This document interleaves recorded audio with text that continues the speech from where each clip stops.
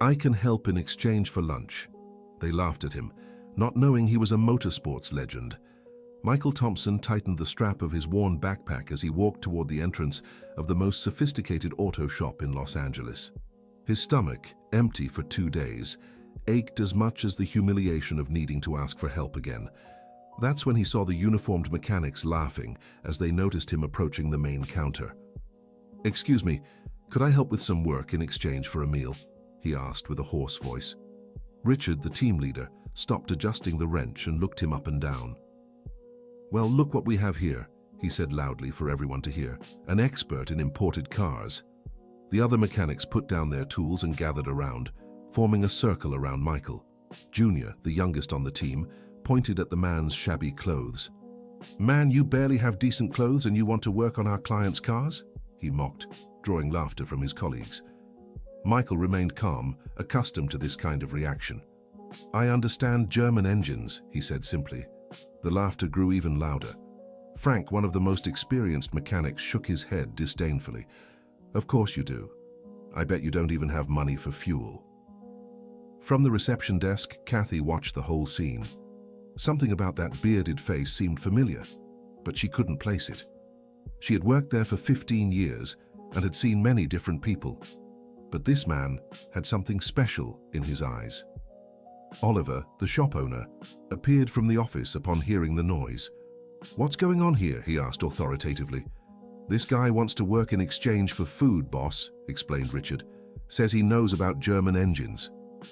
Oliver looked Michael over from head to toe. His shop only served high-end clients, and this man's appearance didn't fit the environment. "Listen carefully," he said firmly. "This is a first-class auto shop. We have no room for beggars here. Leave immediately." "Please, sir," insisted Michael. "I just need a meal. I can help with anything." Dear listener, if you're enjoying the story, please take a moment to like and especially subscribe to the channel. It really helps us who are just starting out. Now, continuing. At that moment, a client arrived complaining loudly. It was Robert Chandler, a well-known businessman in the area who owned a fleet of luxury vehicles. "Oliver, my Cadillac has been here for a week and no one can fix the problem," he said angrily. "I've already spent a fortune and the car still has the same strange noise in the engine." "Mr. Chandler, our technicians are doing their best," replied Oliver, visibly nervous. "Their best isn't enough. I need the car running perfectly by Friday." Michael approached politely. "Sorry to interrupt, but may I take a look? Sometimes a different ear can notice things that go unnoticed." Robert looked at him scornfully. "You?" he laughed loudly. "Man, you look like you slept on the street. What could you possibly know about a $200,000 Cadillac?" The mechanics burst into laughter again. Junior took the opportunity to snap a picture with his phone. "I'm going to post this on Instagram," he said between laughs. "The beggar who's an expert in German cars."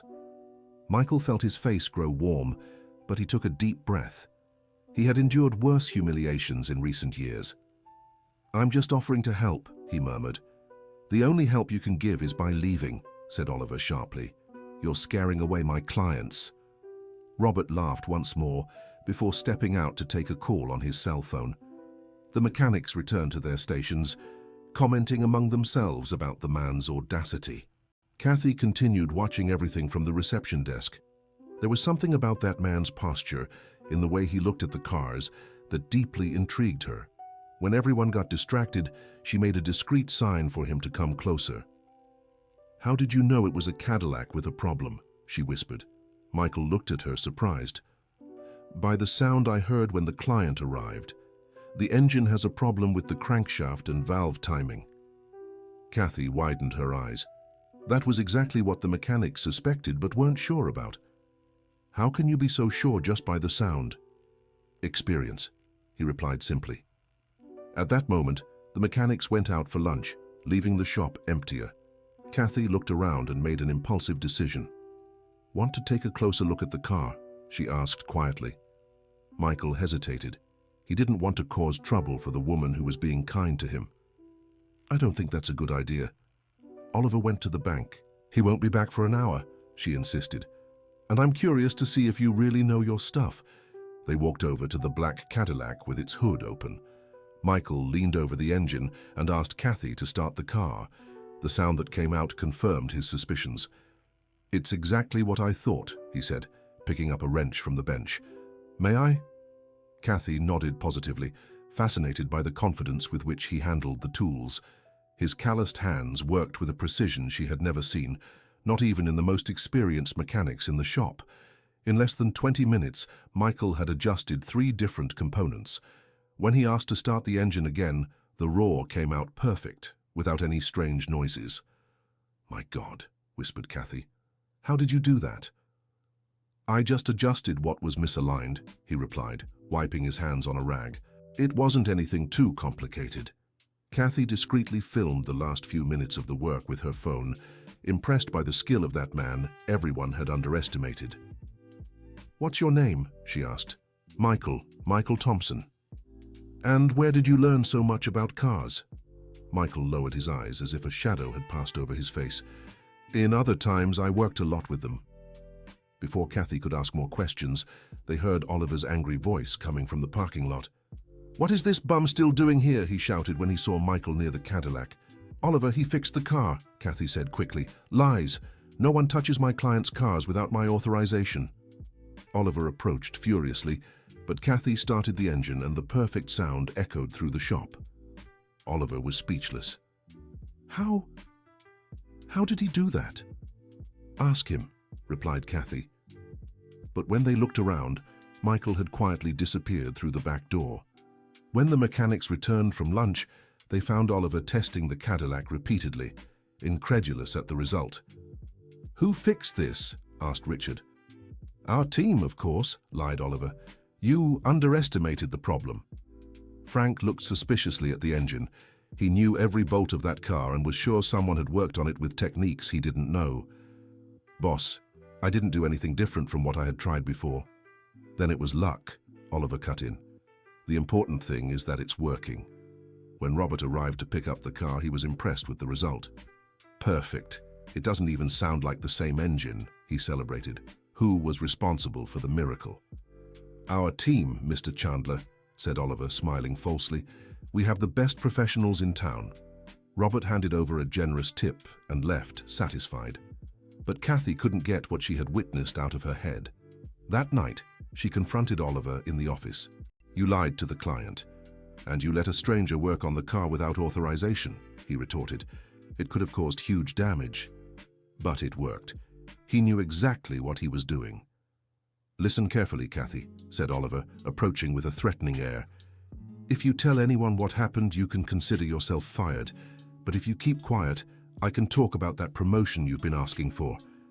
Kathy felt a lump in her throat. She needed the job, but she couldn't accept such injustice. And the man who did the work, he didn't even get lunch. His problem. That's just how life is. Kathy left the office indignant. At home, she couldn't stop thinking about Michael's face. There was something about him that bothered her, a feeling that she should know him from somewhere. The next day, she arrived early at the shop and looked for Junior, the youngest mechanic. "Junior, you took a picture of that man yesterday, right?" "I sure did," he laughed. "Why?" "Show it to me." When she saw the photo, Kathy became even more intrigued. There was something familiar about those eyes, even covered by the long beard and the hard years. "Do you know where he went after he left?" "No idea. Vanished into thin air." Kathy spent the day thinking about it. In the afternoon, when the mechanics were busy, she went out to the street to look for Michael. She found him sitting on the sidewalk outside a bakery, watching people pass by. "Hi," she greeted, approaching slowly. "Remember me?" Michael looked up, surprised. "The lady from the front desk." "That's right. Kathy. I came to thank you for the opportunity yesterday, even though it didn't work out." "Actually, it worked out very well. The car was perfect." Michael gave a melancholy smile. "So what? I still didn't get lunch." Kathy felt her heart tighten. She opened her purse and took out a sandwich she had bought. "Here, at least this." "Thank you," he said, moved. "It's been a long time since someone was kind to me." "Michael, where did you learn to work on cars like that?" He took a while to answer, as if deciding how much he could tell. I worked with them for many years. It was a different time in my life. Were you a mechanic? Something like that, he replied vaguely. Kathy realized he didn't want to go into details, but her curiosity was growing. Do you have a place to stay? There's a hostel a few blocks from here. When I get some money for the daily rate, I stay there. And when you don't? Michael shrugged. The street is big. Kathy felt a tightness in her chest. How could someone with so much knowledge be living like that? Listen, if you want, I can talk to my boss. Maybe he'll change his mind about... No, Michael interrupted. I don't want to cause trouble for you. You've already been very kind. They were silent for a few minutes. Kathy watched Michael's profile, and that feeling of familiarity came back strongly. Michael, have you lived in other cities? Yes, I've lived in many places. And have you always worked with cars? He smiled sadly. Let's just say cars have always been a part of my life. When Kathy returned to the shop, she found Oliver celebrating with the mechanics. Robert had recommended the shop to other business owners, and new clients were arriving. Kathy, did you see? Said Oliver, euphoric. Our repair on Chandler's Cadillac was so good that he already brought 3 friends. She felt nauseous seeing everyone celebrating a success that wasn't theirs. Junior was showing the photo of Michael to the new mechanics who had arrived to reinforce the team. Check out this guy who showed up here yesterday, he was saying between laughs. Wanted to work for food. One of the new mechanics named Charles took the phone to see the photo better. His expression changed completely. Where did you take this picture? Right here, yesterday. Why? Charles kept staring fixedly at the image, as if he were seeing a ghost. It can't be, he murmured to himself. What is it? Asked Frank, curious. This face, Charles shook his head. Reminds me of someone I knew a long time ago. Who? Never mind. Must just be my impression. But Charles couldn't get that image out of his head. For the rest of the day he felt restless, mentally comparing the man in the photo with a distant memory. That night, at home, Charles opened an old trunk in the attic. Inside were magazines, newspapers, and yellowed photos from when he was a teenager, dreaming of being a race car driver. He searched until he found a 2008 magazine with the headline, American Champion Conquers Europe. When he opened it to the center page, he almost dropped the magazine. Even with the beard and the hard years, there was no doubt. The man in the photo was Michael Thompson, the driver who had been his biggest idol in his youth. Charles trembled as he read again the article he had memorized as a teenager. Michael had been a 3-time American touring car champion and had won several important races in Europe. He was considered one of the greatest talents in the history of American motorsport. The magazine also talked about his sudden departure from racing in 2009, when he was at the peak of his career. At the time, the newspapers speculated a lot, but there was never an official explanation. Charles spent the night researching online, but information about Michael after 2009 was scarce. There were a few notes about family problems and then nothing more, as if he had simply disappeared from the world. The next morning, Charles arrived at the workshop agitated. He looked for Kathy at the reception. Kathy, did you talk to that man yesterday? I did. Why? Do you know where he is? I think he stays at a hostel nearby. But why so much interest? Charles showed her the magazine. Kathy was speechless. Is it really him? I'm sure. It's Michael Thompson, the driver. But what happened to him? How did he end up in this situation? That's what we need to find out. Dear listener, if you're enjoying the story, please take a moment to like and especially subscribe to the channel. It really helps us who are just starting out. Now continuing. During lunch hour, Kathy and Charles went out to look for Michael. They found him in a nearby square, sharing a piece of bread with a stray dog. Michael, called Kathy hesitantly. He looked up, surprised to see them there. Is something wrong? Charles approached with the magazine in his hand. We know who you are. Michael's face paled. He looked at the photo on the magazine cover and then at the two of them. I don't know what you're talking about. Michael Thompson, 3-time American touring car champion, said Charles with respect. I was your fan when I was a teenager. Michael closed his eyes for a moment, as if an old pain had returned. That was in another life. "What happened?" asked Kathy gently. "How did you end up in this situation?" Michael was silent for a few minutes, playing with the dog's makeshift collar. "My younger brother Nathan had a serious health problem in 2009, he began, his voice choked. "The doctors said there was only one experimental treatment available, very expensive in the United States. And you..." "I sold everything.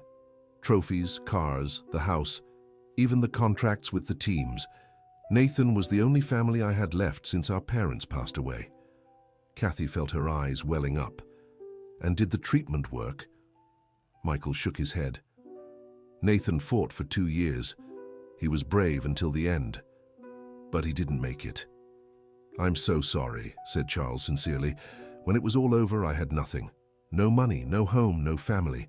I returned to the United States in 2011, but I couldn't set foot on a racetrack anymore. It reminded me too much of him cheering for me. And since then? Since then, I've been surviving as best I can. I work at anything that comes up, but when people find out who I was, they always want to make a scene or use me for something. That's why I prefer to stay anonymous." Kathy and Charles fell silent, absorbing the tragic story. "Michael," said Kathy finally, "you should return to the world of cars. It's where you belong." "No," he answered firmly. "That life is over. Now I'm just another person who needs work to put food on the table." "But your talent..." "Talent doesn't pay the rent," he interrupted bitterly. "And I've learned that the world only values you when you have something to offer beyond knowledge."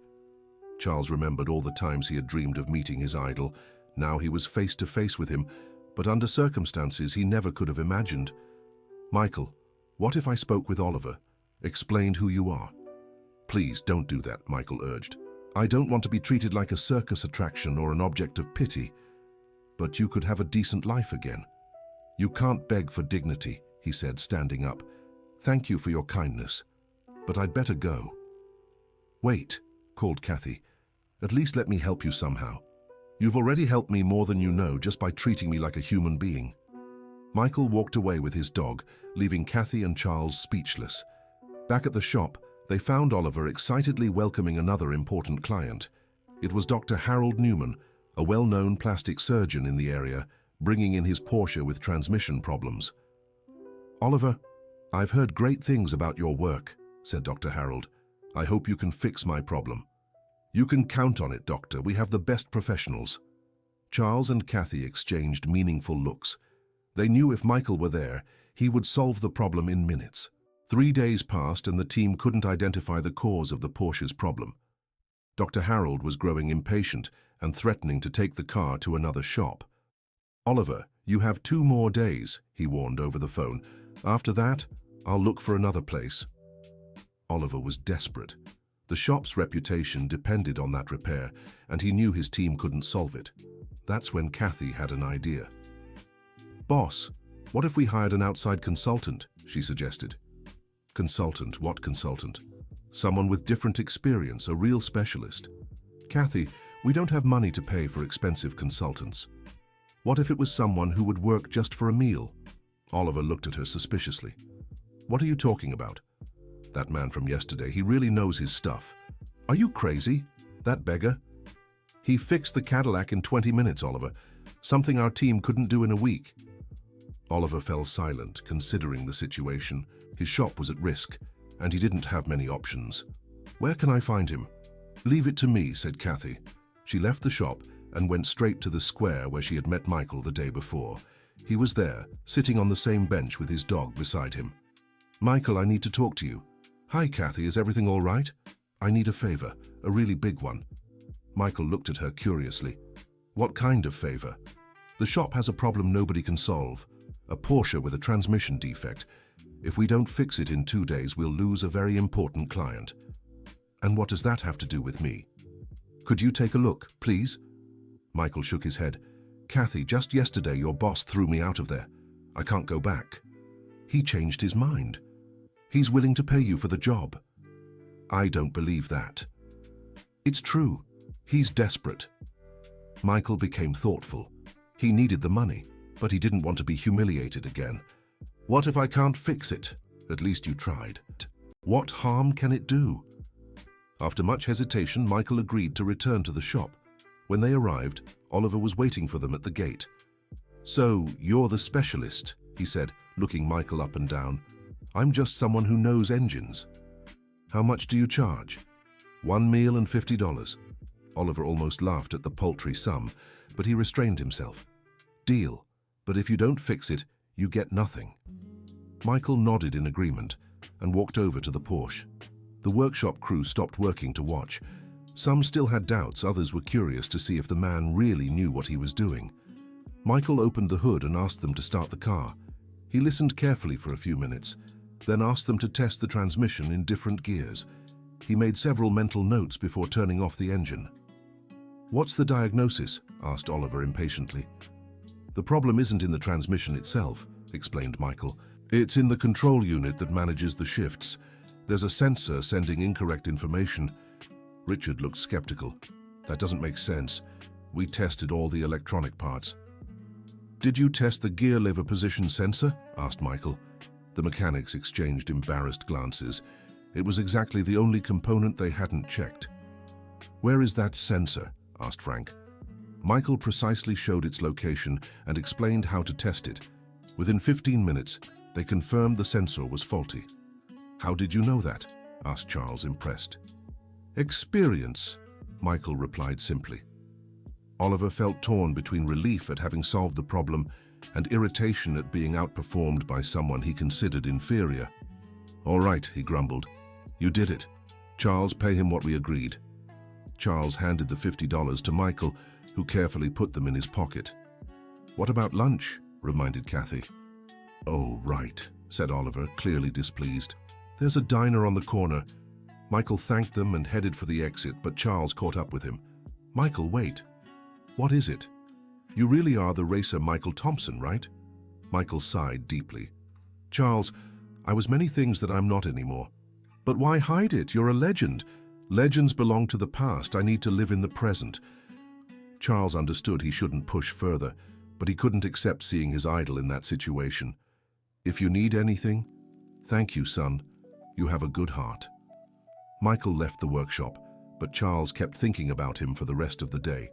When he got home, he called his father, Jack, a 68-year-old man who had also been passionate about racing in his youth. "Dad, do you remember Michael Thompson?"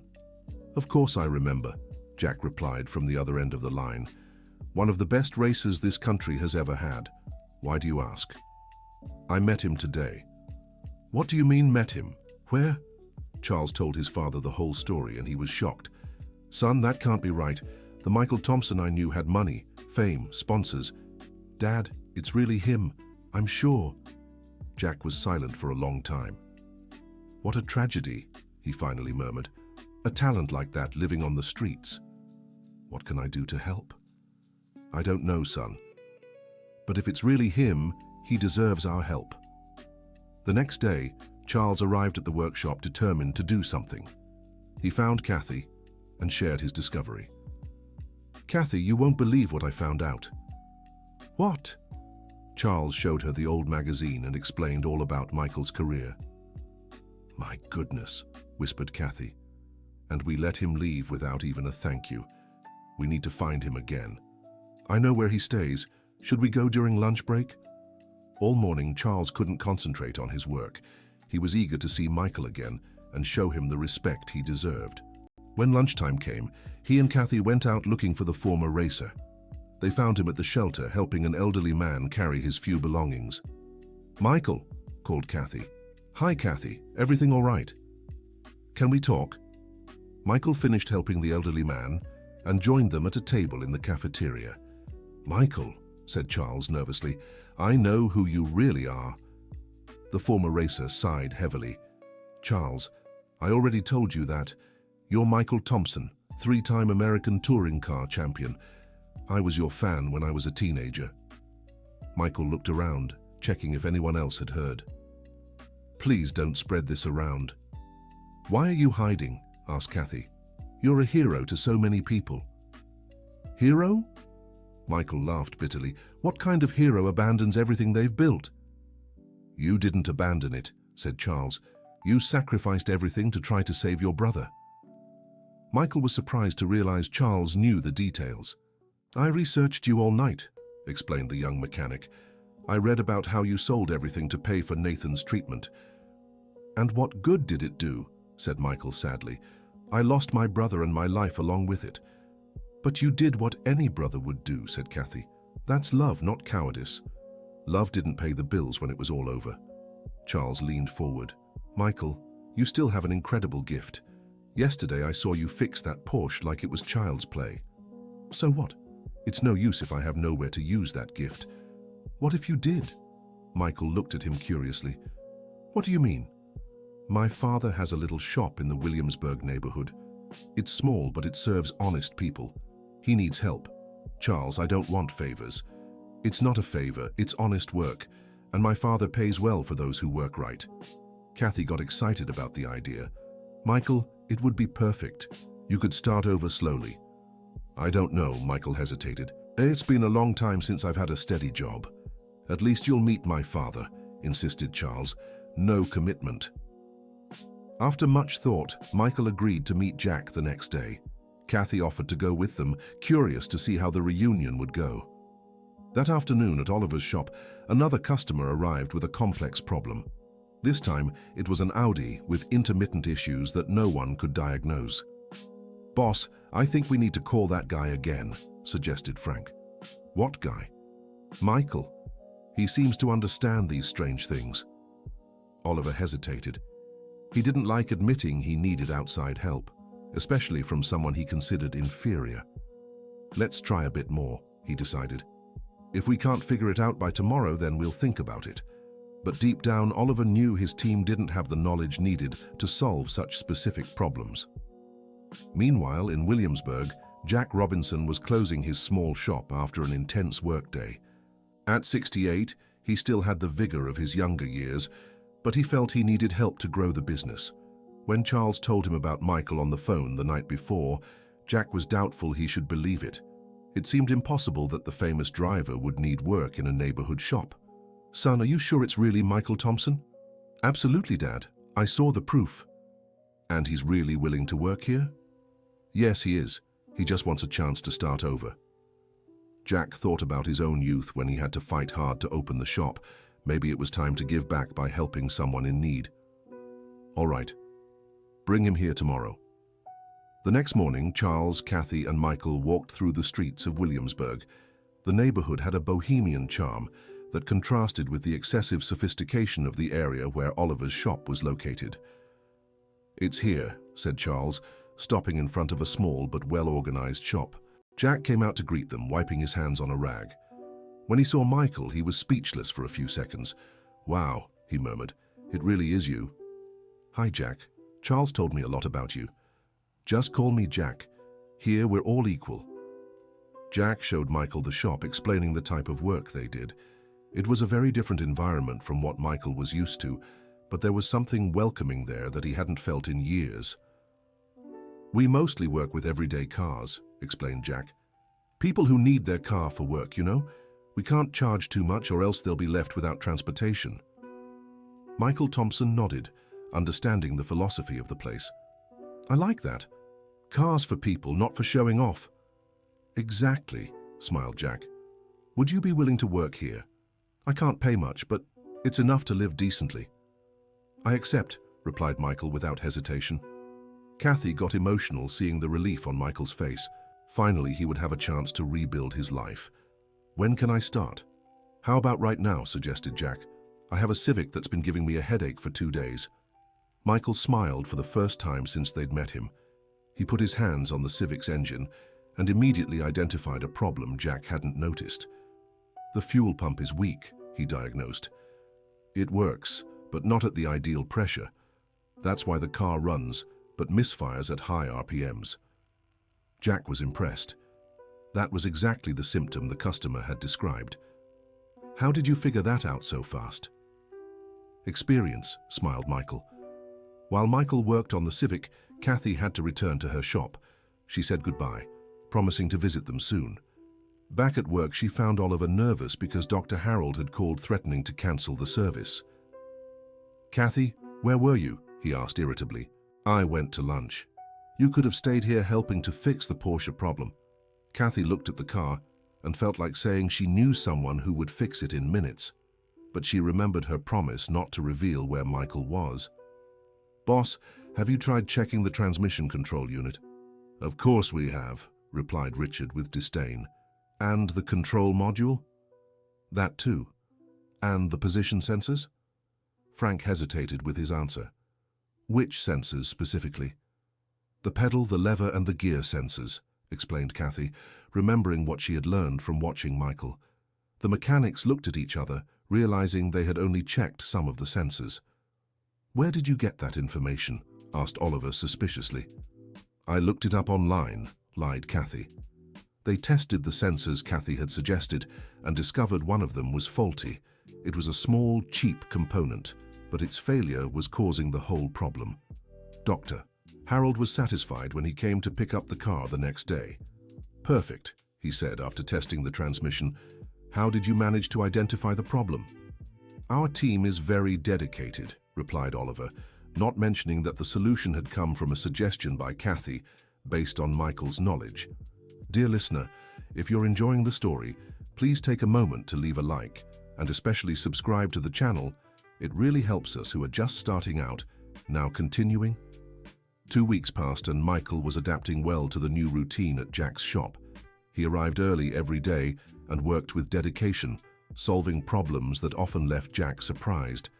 "Michael, where did you learn that technique?" Jack would often ask. "Here and there," Michael would reply, still avoiding going into details about his past. The shop's clientele began to notice the difference. Cars that used to take days to be ready were now fixed in hours. Jack's reputation was growing in the neighborhood. "Jack, your new employee is very good," praised Mrs. Cooper, a lady who always brought her old Honda Civic in for maintenance. "My car has never run so well." "It's true," Jack confirmed proudly. "He has a special way with engines." Michael heard the praise from afar and felt something he hadn't experienced in years, satisfaction from a job well done. It wasn't the adrenaline of the racetrack, but it was a good and honest feeling. One morning, a desperate young man arrived at the shop with a Ford Focus that wouldn't start. "Please, Mr. Jack, I need my car running today," he begged. "I have a job interview, and it's my only chance." "Take it easy, Nathan," said Jack. "We'll figure something out." Upon hearing the name Nathan, Michael felt a tightness in his chest. It was the same name as his late brother. "Can I take a look?" he offered. The young man looked at Michael without hope. He had already taken the car to 3 shops, and everyone said it would be expensive to fix. "I don't have much money," he warned. "First, let's see what the problem is," Michael said kindly. He opened the hood and immediately realized it was something simple. Just the battery cables were loose. In 5 minutes, the car was running perfectly. "How much do I owe?" asked Nathan, relieved. "Nothing," said Michael. "It wasn't a repair, just an adjustment." The young man was moved. "How can I thank you?" "By getting that job," Michael smiled. After Nathan left, Jack approached Michael. "You have a generous heart. I just did the right thing." "Not everyone would." "You could have charged for the service," Michael shrugged. "The kid reminded me of someone important to me." Jack noticed the sadness in Michael's eyes but respected his silence. That afternoon, Kathy stopped by the shop to visit them. She was impressed with Michael's transformation in recent weeks. He seemed healthier and more confident. "How are you feeling here?" she asked. "Good," he answered sincerely. "It had been a while since I felt useful." "Michael, can I ask a personal question?" He nodded, allowing. "Have you ever thought about returning to the tracks?" Michael stopped fiddling with the tool and looked at her. "Kathy, that world doesn't exist for me anymore." "But what if it did? What if someone offered you a chance?" "I don't know. I think I'm afraid." "Afraid of what?" "Of failing again, of losing everything again." Kathy understood that Michael's wounds went far beyond financial loss. It was a deep emotional issue. "You know," she said affectionately, "sometimes we need to give ourselves a second chance." "Maybe," murmured Michael. "But for now, I'm fine right here." That weekend, Jack invited Michael to have lunch at his house. He wanted him to meet his wife, Mrs. Helen, and tell a bit more about his story. "Helen, this is Michael I told you about," introduced Jack. Mrs. Helen, a kind 65-year-old lady, welcomed Michael warmly. "Jack won't stop talking about your talent with cars," she said, smiling. "Sit down, I'll serve lunch." During the meal, Helen asked questions about Michael's life, but delicately, without forcing. "Do you have family, Michael?" "I had a brother," he answered, his voice getting lower. "But he passed away a few years ago." "I'm so sorry," Helen said sincerely. "Were you close?" "Very. Nathan was younger than me. He always supported me in everything." Jack and Helen exchanged understanding looks. They realized there was a deep pain there. "And now you're alone?" asked Helen. "I am, but I'm learning to deal with it." "You know," Helen said affectionately, "we can choose our family too. It doesn't have to be just by blood." Michael looked at her, touched by the kindness. "It's true," agreed Jack. "Here in our home you will always be welcome." For the first time in years, Michael felt he belonged somewhere. It wasn't the glory of the tracks, but it was something real and true. The following Monday, Jack's shop received an unexpected visitor. It was Robert Chandler, the businessman who had been a customer at Oliver's shop. "Jack, I heard you have a very good mechanic here," said Robert. "I do. Why?" "My Cadillac is having problems again. I took it to the shop where they fixed it the first time, but they couldn't solve it again." Jack called Michael, who was working on a Toyota Corolla in the back. "Michael, can you take a look at Mr. Chandler's car?" When Michael approached, Robert recognized him immediately. You're that man from Oliver's shop." "Yes, sir, I am." "So, you're the one who fixed my car that day?" Michael nodded in confirmation. "And they took the credit?" "It doesn't matter," said Michael. "What matters is that the car worked." Robert was outraged. "Of course it matters. They lied to me and still fired you without pay." "Mr. Robert, that's in the past now. Can I take a look at the current problem?" Robert agreed, but was still upset about the situation. While Michael examined the Cadillac, he spoke with Jack. "Jack, do you know who this man is?" "I know he's a great professional." "He's Michael Thompson, the race car driver, a legend of American motorsports." Jack pretended to be surprised, since Charles had told him everything. "Really? Really? And he's working here in your shop as if he were a regular mechanic?" "To me, he is a regular mechanic, and one of the best I've ever known." Robert was impressed with Jack's simplicity. "Don't you want to take advantage of having a famous former driver working here?" "No," Jack replied firmly. "I want him to be respected for what he does today, not for what he was in the past." Michael finished the diagnosis and approached them. "Mr. Robert, the problem is simple. You just need to replace a clogged filter. The previous service wasn't done poorly, but this filter has a limited lifespan." "How long will it take?" 15 minutes. Robert was once again impressed with Michael's precision. While he worked, he spoke more with Jack. "Jack, can I make a proposal?" "What kind of proposal?" "I have a logistics company with a fleet of 100 vehicles. How about a preventive maintenance contract?" Jack's eyes widened. It was much more work than he was used to handling. "I don't know if we have the structure for that." "With Michael here, I'm sure you do. I can start with 10 cars a month and gradually increase." "Michael, what do you think?" asked Jack. "If you trust me, I accept the challenge." "Of course I trust you. You saved my shop." Robert smiled, satisfied. "Perfect, I'll prepare the contract." When Robert left, Jack and Michael were alone in the shop. "Michael, do you realize what this means?" "That we'll have a lot of work ahead," laughed Michael. "It means you're coming back to where you deserve to be, respected and valued." Michael felt his chest tighten with emotion. "Jack, I don't know how to thank you." "You don't need to thank me at all. Just keep being the honest person you are." That night, Michael returned to the hostel more excited than he had felt in years. He talked with other residents about his new job opportunity. "Michael, it's so good that you got a steady job," said old Anthony, a 72-year-old man who had been living there for months. "You deserve it." "Thank you, old Anthony. And you? How are things?" "Ah, son, at my age it's hard to get work. but I'm not complaining. I have a roof and food. Michael thought about old Anthony's situation. He was an educated and hard-working man, but age prejudice made his chances difficult. Old Anthony, do you know how to do anything besides cleaning? I worked in an auto parts store for 30 years. I know every bolt that exists. An idea began to form in Michael's mind. You mean you understand car parts? Yes, I do. It was my job. Interesting, murmured Michael. The next day, Michael arrived early at the shop and talked to Jack about old Anthony. Jack, what if we hired one more person to help? Michael, the contract with Robert hasn't started yet. We don't have money for another employee. What if it was someone who worked just for food and housing? At least at first? Jack looked curious. Who do you have in mind? Michael told him about old Anthony and his experience with auto parts. Think about it, Jack. With Robert's contract, we're going to need more people. And having someone who knows parts would be very useful. Jack considered the proposal. It really made sense. Bring him here so I can meet him. That afternoon, Michael took old Anthony to see the shop. The elderly man was delighted with the organized and welcoming environment. Old Anthony, said Jack, Michael told me about your experience. Would you be willing to work here?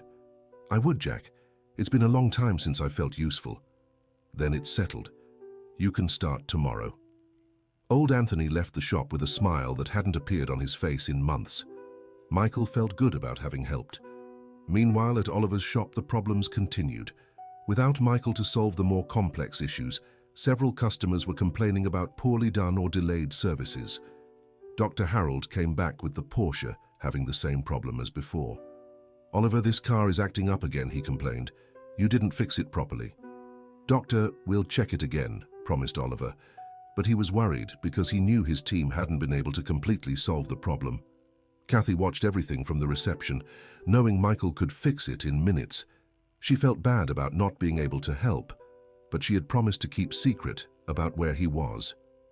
Kathy, called Oliver, call that guy who helped last time. What guy? The homeless man who fixed the Cadillac. You know where to find him. Kathy pretended not to know. I have no idea where he is, boss. Then find a way to locate him. I need him here today. What if he doesn't want to come? Offer him $100. Everyone has a price. Kathy was outraged by the comment but couldn't show it. I'll try, she lied. Instead of looking for Michael, Kathy went straight to Jack's shop. She found him working on a Ford Fiesta with old Anthony organizing the parts. Hi, Michael. Kathy, what a nice surprise.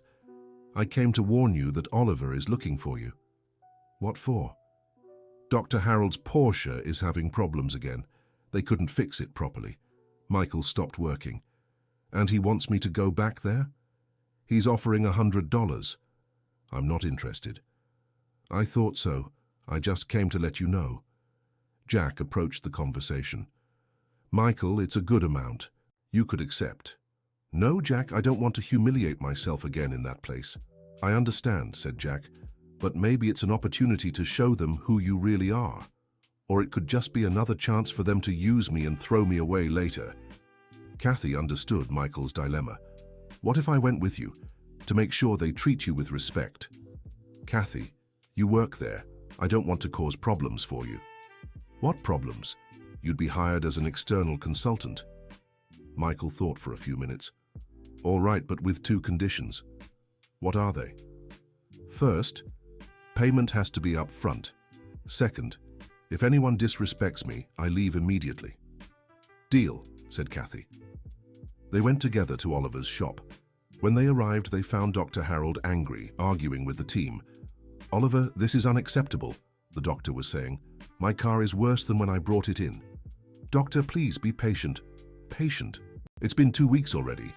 That's when he saw Michael coming in with Kathy. Ah, the specialist has arrived, said Oliver with irony. I hope this time he fixes it for good. Payment first, said Michael calmly. Oliver hesitated, but Dr. Harold was present and he couldn't lose more credibility. Kathy, pay him. Kathy handed the $100 to Michael, who put them in his pocket. Now I can work. Michael approached the Porsche and asked them to start the engine.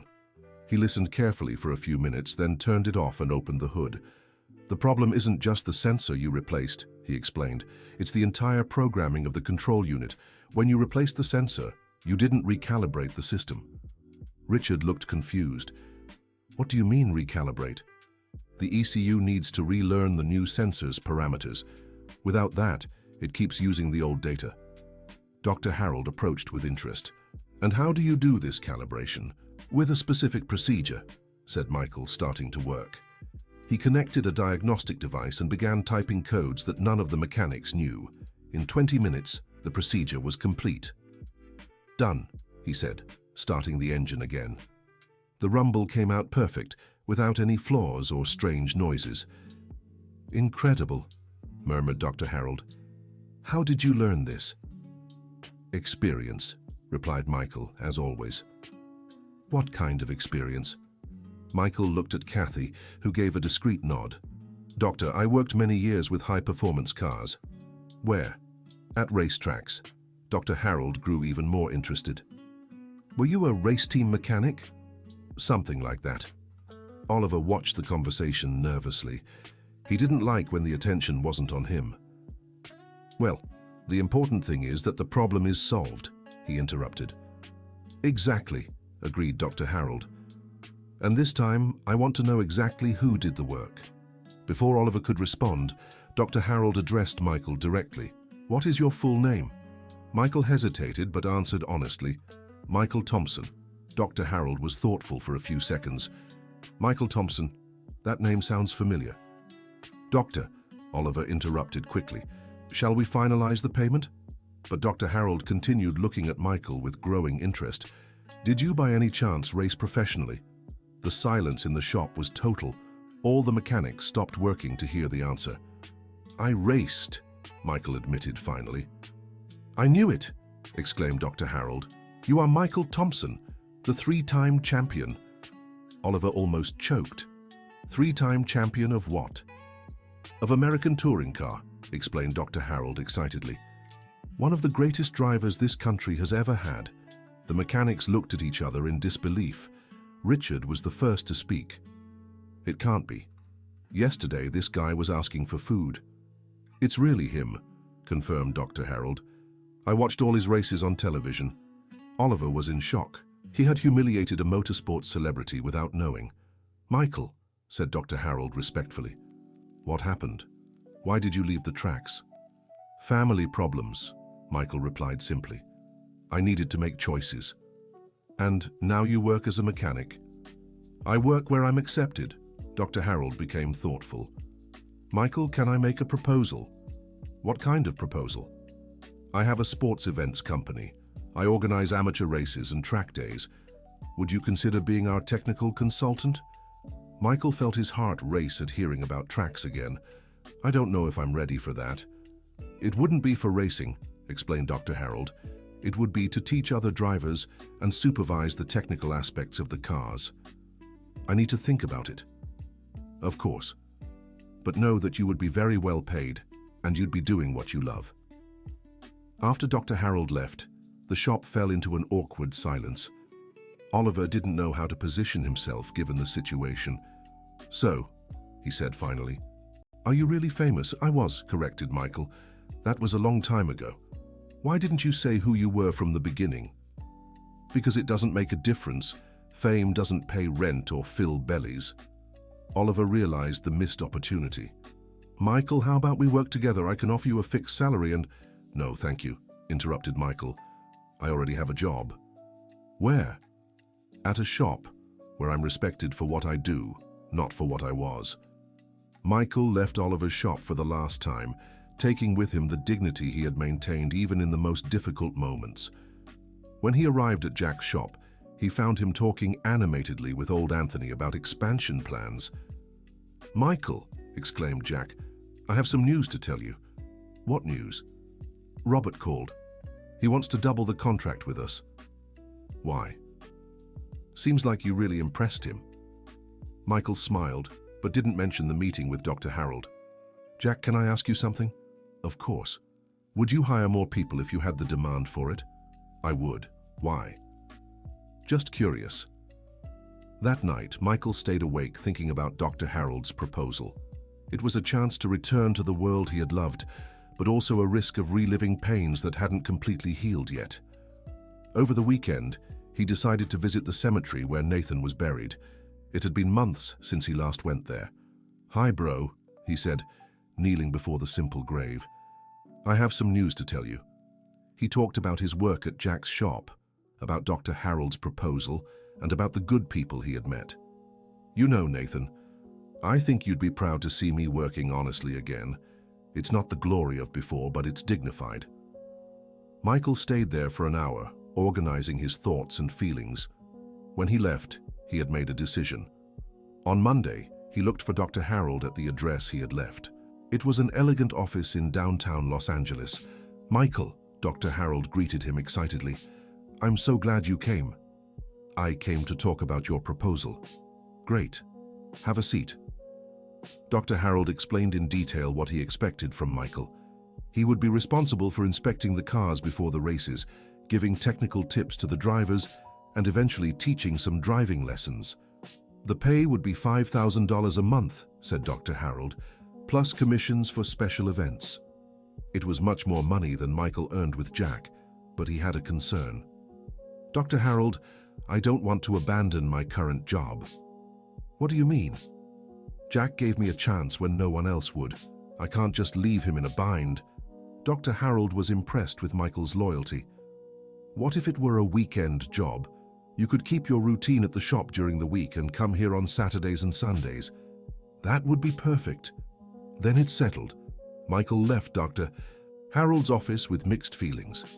He was happy for the opportunity, but anxious about returning to the track environment. When he shared the news with Jack, the man was genuinely happy. "Michael, that's wonderful. You deserve this chance."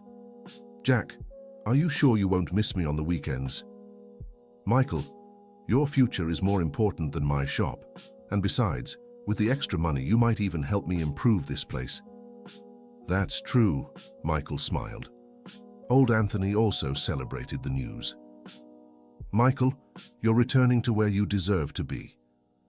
"It's still just the beginning," Michael said modestly. On the first weekend, working with Dr. Harold, Michael visited the racetrack where the events would take place. Stepping on that asphalt after so many years deeply stirred his emotions. "How are you feeling?" asked Dr. Harold, noticing Michael's tension. "Strange," he admitted. "It's been 15 years since I last set foot on a track. Do you want to tell me what really happened? Why did you leave racing?" Michael looked at the empty track and decided to tell the whole truth. "My brother Nathan dreamed of being a driver like me. He always came to watch my races. In 2009, he was diagnosed with a rare disease. The doctor said there was only one experimental treatment in the United States." Dr. Harold listened in silence. "I sold everything I had to pay for his treatment. House, cars, trophies, even the rights to my future contracts. I took Nathan to the United States in 2010. And did it work? For a while, yes.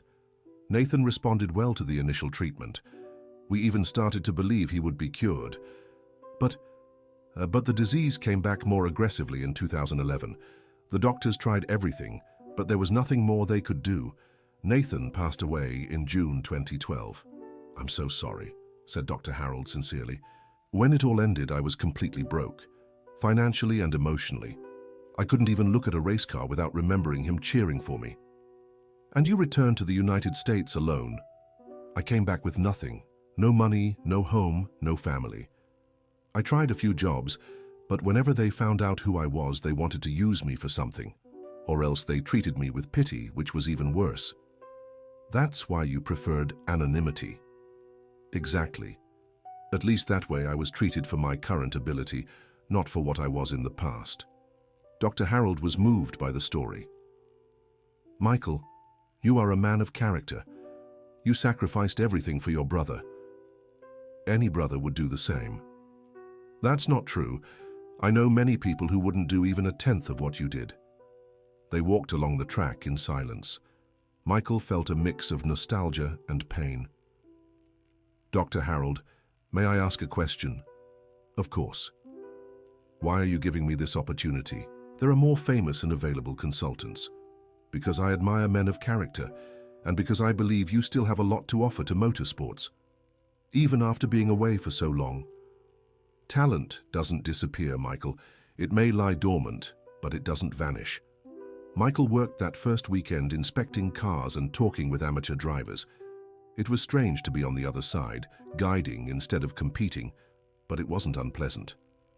One of the drivers, a young man named Philip, approached him during the break. "Michael, may I ask a question?" "Of course." "Dr. Harold said you were a professional driver. Is that true?" "It was a long time ago. Can you give me some tips? I'm just starting out and I feel like I'm not improving." Michael looked at the enthusiastic boy and saw a bit of his younger self. "What kind of trouble are you having?" "In the fast corners. I always lose time compared to the others." Michael spent the next hour explaining driving techniques to Philip. The young man absorbed every word like a sponge. "Wow, no one has ever explained it to me that way," said Philip, impressed. "Can I test it now?" "You can." Philip got in the car and applied Michael's tips. His next lap was 2 seconds faster than his previous best. "It worked!" shouted Philip, jumping out of the car euphorically. Other drivers approached, wanting to know what the secret was. In no time, Michael was surrounded by young people asking for guidance. "Everyone," said Dr. Harold, observing the scene, "how about we organize a driving clinic with Michael?" "That would be amazing," said Philip. "Michael, would you be up for it?" asked Dr. Harold. "I can try." "Perfect. I'll organize it for next weekend." Michael left that first day of work with a strange feeling. It wasn't complete happiness, but it was something close to satisfaction. During the week at Jack's workshop, he told him about the experience. "How was it?" asked Jack. "Different than I expected. Less painful." "That's good." "Yeah, I think I managed to help some young people." Old Anthony was listening to the conversation. "Michael, you are returning to where you belong." "I don't know if I belong there anymore." "Knowledge like yours belongs anywhere it can help people," said the old man wisely. Kathy visited the workshop that week and was happy to see Michael more animated. "How are you feeling?" "Better. It's still strange to be near race cars, but it wasn't as hard as I imagined. And the drivers? They're good kids. They remind me of myself and Nathan when we were young." "Did Nathan race too?" "Not professionally, but he had a lot of talent. He always said that when he grew up he would race with me." Kathy understood that helping those young drivers was a way for Michael to honor his brother's memory. "Michael, I have some news from Oliver's workshop." "What news?" "Several customers are complaining about the services. It seems that after you stopped helping, they went back to doing shoddy work.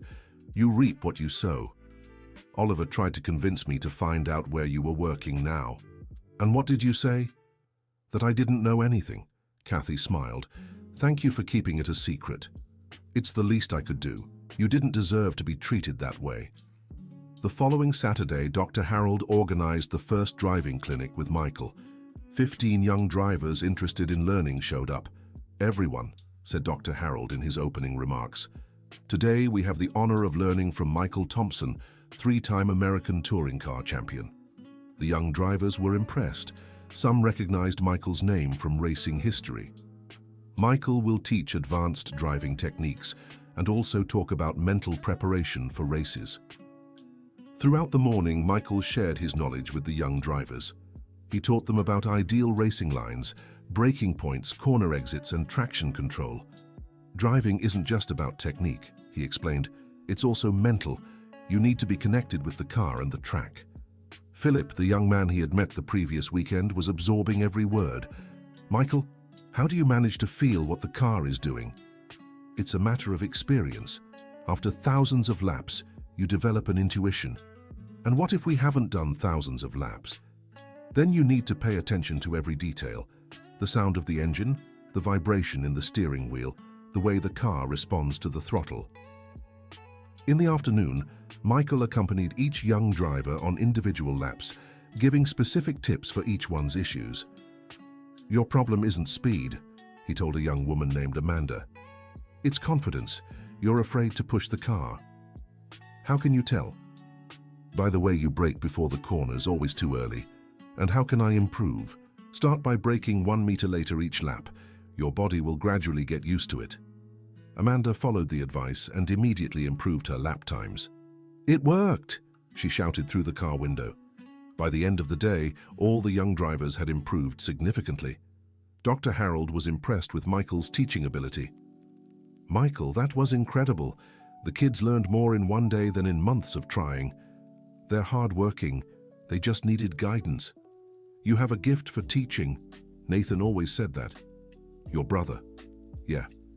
He said I explained things in a way that anyone could understand." Dr. Harold had an idea. "Michael, how about we start a driving school?" "What do you mean?" "A permanent school, where young people can learn professional driving." Michael was thoughtful. "It would be interesting, but it would require a lot of investment. I have contacts who can help. Would you be willing to be the technical director?" "Dr. Harold, I don't have any credibility left in the racing world." "Michael, what you did today proves your credibility is still intact. These young drivers left here transformed." Michael promised to think about the proposal, but his mind was already working on the possibilities. During the following week, the idea of the school didn't leave his thoughts. He talked about it with Jack and old Anthony. "Michael," said Jack, "if this school works out, it could be your big chance to start over. But what about the shop? I don't want to abandon you guys." "Son, you won't be abandoning us. You'll be growing. And when you grow, you can take us along." "What do you mean? A driving school needs mechanics to maintain the cars, doesn't it?" Jack smiled. Old Anthony got excited about the idea. "And someone who understands parts too." Michael realized his friends were right. It could be an opportunity for everyone to grow together. "Would you really be up for it?" "Of course," said Jack. "We're a team now." The following weekend, Dr. Harold took Michael to see a plot of land near Laguna Seca, where they intended to build the school. "What do you think?" asked Dr. Harold. Michael looked at the spacious area and imagined training tracks, classrooms, and a complete workshop. "It has potential," he admitted. "I've scheduled a meeting with some investors for Thursday. Can you come?" "I can." "Great. They'll want to meet you in person." Michael felt butterflies in his stomach. It had been years since he'd attended business meetings. "Dr. Harold, what if they don't believe in me? After all, I've been out of the scene for 15 years. "Michael, your knowledge doesn't have an expiration date, and the results you've shown speak for themselves." On Thursday, Michael dressed as well as he could for the meeting. Jack lent him a dress shirt and old Anthony helped trim his beard. "You look great," said Jack, "confident and professional." "Thank you, Jack, for everything. Go show them what you're worth." The meeting took place in an elegant office on Fifth Avenue. 3 businessmen interested in investing in the racing school were present. "Gentlemen," introduced Dr. Harold, "this is Michael Thompson, 3-time American touring car champion, and our future technical director." The first businessman, Mr. Roger Foster, owner of a dealership network, looked at Michael skeptically. "Michael Thompson, I haven't heard that name in a long time." "That's true," admitted Michael. "I've been away from the scene for personal reasons." "What kind of reasons?" asked the second investor, Dr. Patricia Lawson, a businesswoman in the automotive parts sector. Michael briefly recounted what had happened with Nathan and his decision to leave the tracks. "I understand," said Patricia, touched. "And now you want to come back?" "I want to help train new drivers. Pass on what I've learned." The third investor, Mr. Martin Sullivan, owner of a sports marketing company, leaned forward. "Michael, how can we be sure you still have the necessary knowledge?" "Mr. Martin," interrupted Dr. Harold, "over the last few weekends, Michael has completely transformed the performance of 15 young drivers." "Is that true?" asked Roger. "Yes," confirmed Dr. Harold. "The results are impressive." Patricia asked Michael some technical questions about car preparation and modern driving. His answers were precise and demonstrated up-to-date knowledge. "I'm convinced," she said finally. "Michael really knows what he's talking about." Roger still had doubts. "What if we organized a demonstration?" he suggested. "A test race where Michael could show his current ability." Michael felt his blood run cold. "Mr. Roger, it's been 15 years since I've driven competitively. It would just be a demonstration, to clear up any doubts." "I'm not sure that's a good idea." Dr. Harold noticed Michael's discomfort. "Roger, that's not necessary. Michael will be the technical director, not a driver. But it would be great for marketing, insisted Martin. The champions return to the track. Gentlemen, said Michael firmly, I didn't come back to be an attraction. I came back to teach. Patricia admired Michael's stance. I respect that. I'll invest in the school. Roger and Martin still hesitated, but ended up agreeing too, impressed by Michael's determination. Perfect, celebrated Dr. Harold. Let's start the preparations. When Michael returned to Jack's workshop that afternoon, he was beaming. It worked, he announced. The school is going to happen. How wonderful, celebrated Jack. And will we be a part of it? Of course, you're my team. Old Anthony was moved. Michael, you're changing our lives. You changed mine first. Kathy showed up at the workshop at that moment. Michael, Jack told me the news. Congratulations. Thank you, Kathy. None of this would be possible without your help. I just did the right thing. And now, are you leaving Oliver's shop? Kathy sighed. I haven't decided yet. I need the job, but I can't stand the dishonesty there anymore. Kathy, said Michael, the school is going to need an administrator. Really? Dr. Harold mentioned it today, someone to handle the bureaucratic side and student services. I would love that. Then it's decided. When we open, you'll be our first administrative employee. Kathy was moved by the offer. She could finally work somewhere she felt valued.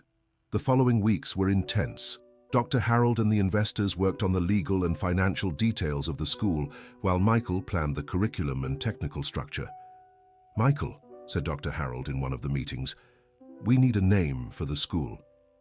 How about Nathan Thompson Academy, suggested Michael, in honor of your brother? Yes, he always dreamed of this. It would be a way to keep his passion for motorsports alive. Dr. Harold was touched by the idea. Perfect. Nathan Thompson Racing Academy. Meanwhile, at Oliver's shop, the situation was becoming unsustainable.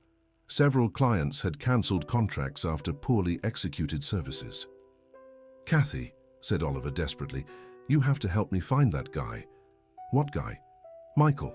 I need him back. Boss, you humiliated and fired him several times. Why would he come back? I can pay better now. It's not about money. Then what is it about? Respect. Something you never gave him. Oliver realized he had definitively lost the chance to count on Michael's talent. 2 months later, Nathan Thompson Academy was inaugurated with an emotional ceremony. Famous drivers, specialized journalists, and dozens of young people interested in learning were present. Today is a special day, said Dr. Harold in the opening. We are inaugurating not just a school, but a center of excellence in motorsports. Michael was called to speak. He was nervous, but determined. Friends, he began, this school isn't about fame or individual success. It's about sharing knowledge and making dreams come true. The audience applauded enthusiastically. We want to create not just fast drivers, but honest and respectful people. Motorsports teaches a lot about discipline, teamwork, and overcoming challenges. Jack, old Anthony, and Kathy were in the front row, proud of their friend. I dedicate this school to the memory of my brother Nathan, continued Michael with a choked voice, who always believed that motorsports can transform lives. When he finished speaking, the ovation was warm and prolonged.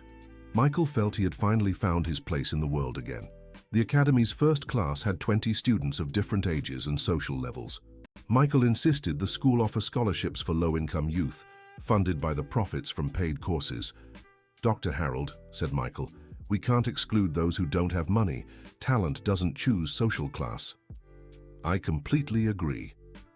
One of the scholarship recipients was exactly Ryan, the young man Michael had helped at Jack's shop months before. When he showed up for registration, Michael was moved. Ryan, it's so good to see you here. Michael, I got the job that day, and now I want to fulfill my dream of being a driver. I'll help you with whatever you need. Thank you for everything. You changed my life. During the Academy's first months, Michael discovered he had a natural talent for teaching.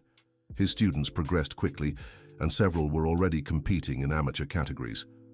Jack and old Anthony worked on maintaining the school's cars. It was rewarding to see the vehicles always in perfect condition.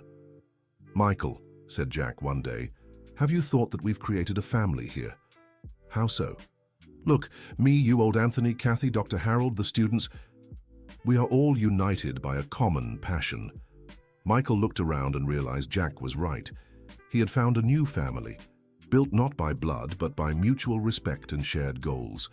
Kathy, who had become the school administrator, approached them with some news. "Michael, an interesting proposal came in."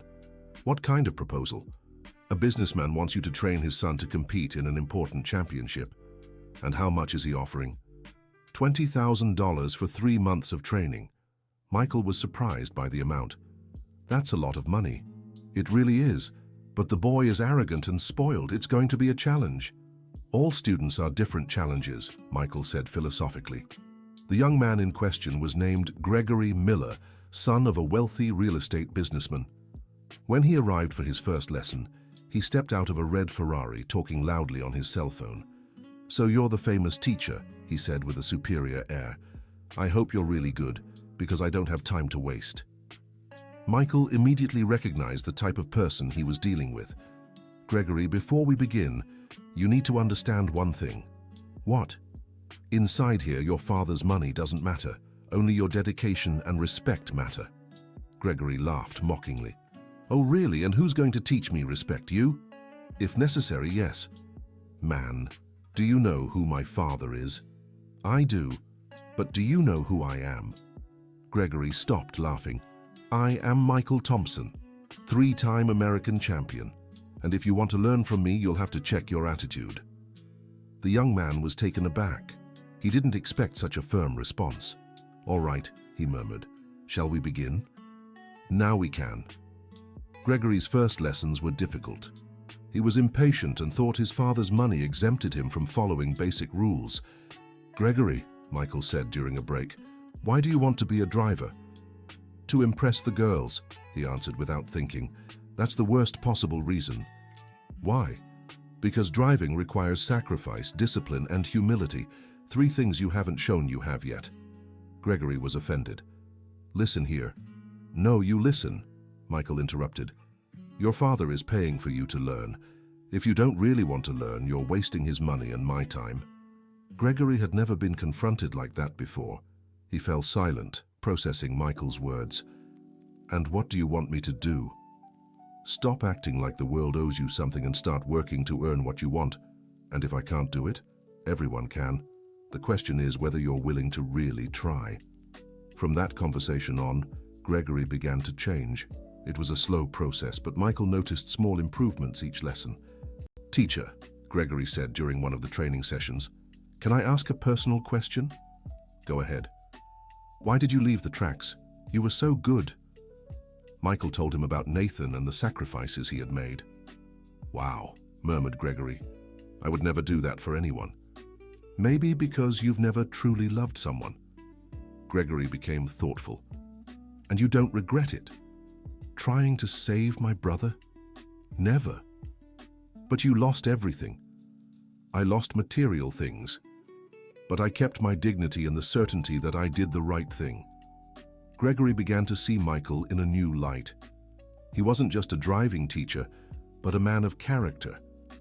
As the weeks passed, Gregory transformed. He became more humble, respectful, and dedicated. His lap times improved dramatically. "Michael," he said after a particularly good training session, "thank you." "For what?" "For teaching me that being a driver is much more than being fast." "You're welcome. You learned because you wanted to learn." Gregory's father was impressed by his son's transformation. "Michael," Mr. Miller said in a private conversation, "I don't know what you did to my son, but he's unrecognizable. I just showed him that respect is earned, not bought." "Well, you managed in 3 months what I couldn't in 20 years. Mr. Miller, Gregory always had potential. He just needed direction." "And now, do you think he's ready to compete?" "Technically, yes. Emotionally, he's almost there." Mr. Miller was satisfied with the answer.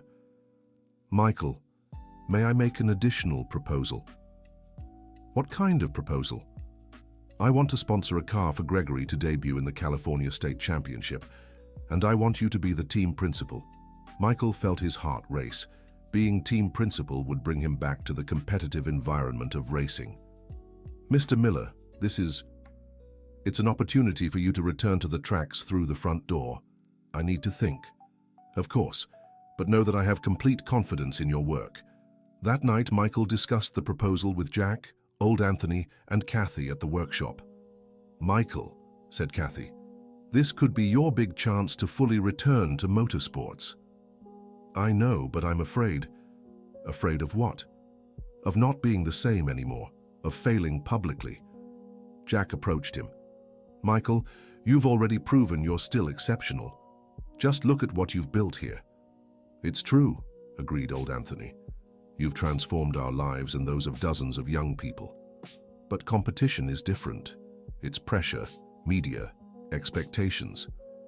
And you've handled all that before, reminded Kathy. 15 years ago. Knowledge doesn't age, said Jack wisely. Michael fell silent, pondering his friend's arguments. What if it doesn't work out? What if it does? Countered Kathy. You're right. Maybe it really is time to face my fears. The following weekend, Michael informed Mr. Miller of his decision to accept being the team principal for Gregory's team. Excellent, celebrated the businessman. I'll arrange everything. Car, equipment, support team. Mr. Miller, may I suggest people for the team? Of course. Who do you have in mind? Jack Robinson as chief mechanic and Anthony Smith as parts manager. Are they trustworthy? Completely. I've worked with them for months and they're the best I know. Then it's settled. The preparations for Gregory's debut in the championship took 2 months. Michael supervised every detail of the car's preparation, from the engine selection to the suspension adjustment. Gregory, he said, on the eve of the first race. How are you feeling? Nervous, admitted the young man. It's normal. I used to get nervous before races too. Even being a champion? Especially being a champion. The pressure was greater. And how did you handle it? I remembered that I had done everything I could to prepare. The rest was out of my control. And if I don't get a good result? Gregory, a good result isn't necessarily winning. It's giving your best. I understand. And remember, you're not racing alone. The whole team is with you. On race day, Michael was more nervous than Gregory. It was his first time back in an official role at the track environment in 15 years. Michael, said Jack, seeing his tension. Relax. You did a perfect job with the boy. I hope so. The race started and Gregory had a good start, staying within the top 10. Michael followed every lap on the radio, giving precise instructions. Gregory, turn 3, you can attack more. There's space. Understood, boss. By the 10th lap, Gregory had moved up to 6th place. Michael was proud of the young man's progress. You're doing very well, he encouraged over the radio. Maintain the pace. But on lap 15, Gregory made a mistake, braking and spun, dropping to 15th position. Darn it, shouted Gregory over the radio. Calm down, said Michael calmly. Mistakes happen, now it's about working to recover the positions. There won't be enough time. Yes, there will. You have the pace for it. Trust me.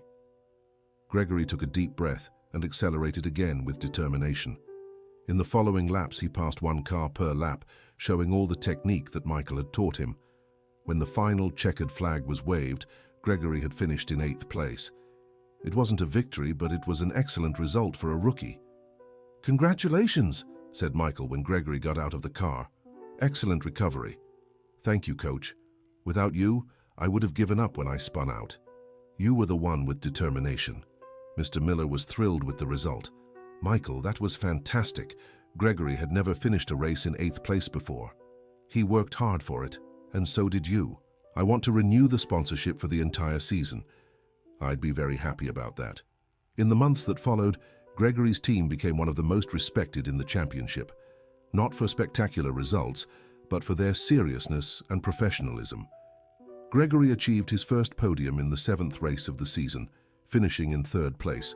When he got out of the car, he looked for Michael before anyone else. Coach, we did it. You did it, Michael corrected. emotional. "No, we did it, the whole team." Jack and old Anthony also celebrated intensely. It was the first podium of their careers as race team mechanics. "Michael," said Jack after the celebrations, "look how far we've come. It really is incredible. And to think it all started with you asking for lunch in exchange for work. Sometimes life takes us down strange paths to get where we're supposed to be." The news of Gregory's podium caught the attention of the specialized media. Several journalists approached Michael for interviews about his return to motorsports. "Michael," asked a reporter, "how does it feel to be back at the track?" "Different than before, but just as fulfilling." "Do you plan to race again?" "No. My role now is to develop new talent." "Don't you miss the adrenaline of racing?" "I feel a different adrenaline now, the kind from seeing young people achieving their dreams." "What about the academy? How is it developing?" "We're growing a lot. We already have a waiting list for the next courses." The story was on the cover of the country's leading motorsports magazine. When it hit the newsstands, it generated a huge response. Oliver saw the story and was shocked to discover the whole truth about Michael. He realized the magnitude of the opportunity he had lost. "Kathy was right," he murmured to himself. "I was a fool." He tried calling several people to get Michael's contact information, but no one wanted to help him. Meanwhile, the academy continued to grow. Dr. Harold proposed building a second location in Chicago. "Michael, what do you think?" "I think we can try, but I want to maintain the quality." "Of course. And who would be the branch director?" Michael immediately thought of Charles, the young mechanic who had believed in him from the beginning. "I have someone in mind." "Who?" "Charles Robinson. He's Jack's son and very talented." "Would he accept?" "I'll talk to him." When Michael made the proposal to Charles, the young man was moved. "Michael, I don't know what to say." "Say you accept." "But I've never run a school." "Neither had I, and we're doing well." "That's true." "Charles, you were one of the first to believe in me. Now it's my turn to believe in you." Charles accepted the proposal and began preparing for the new challenge. Jack was proud of his son, but also worried. "Dad," said Charles, "you can come with me to Chicago. We'll need experienced mechanics there too. What about the shop here?" Michael said he can find someone to take care of it. "Who?"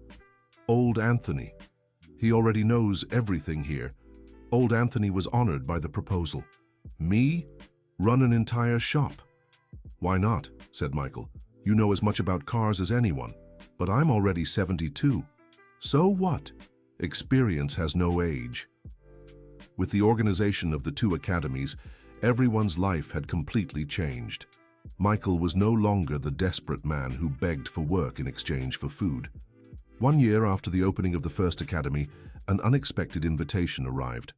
The United States Auto Racing Confederation wanted to honor Michael for his return to the sport and for the academy's social contribution.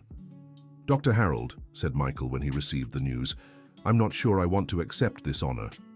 "Why not?" "I did nothing beyond my duty." "Michael, you revolutionized racing instruction in the United States.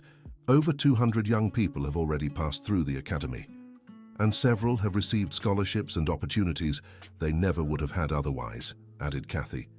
"Not to mention the jobs we've created," reminded Jack. Michael realized his friends were right, but he still struggled with accepting public recognition. "All right," he finally agreed. "I'll accept the honor." The ceremony took place at the Laguna Seca racetrack, the site of many of Michael's past victories.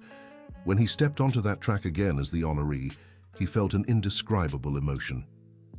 "Michael Thompson," announced the presenter, three-time United States touring car champion who, after 15 years away from the tracks, returned to form a new generation of drivers.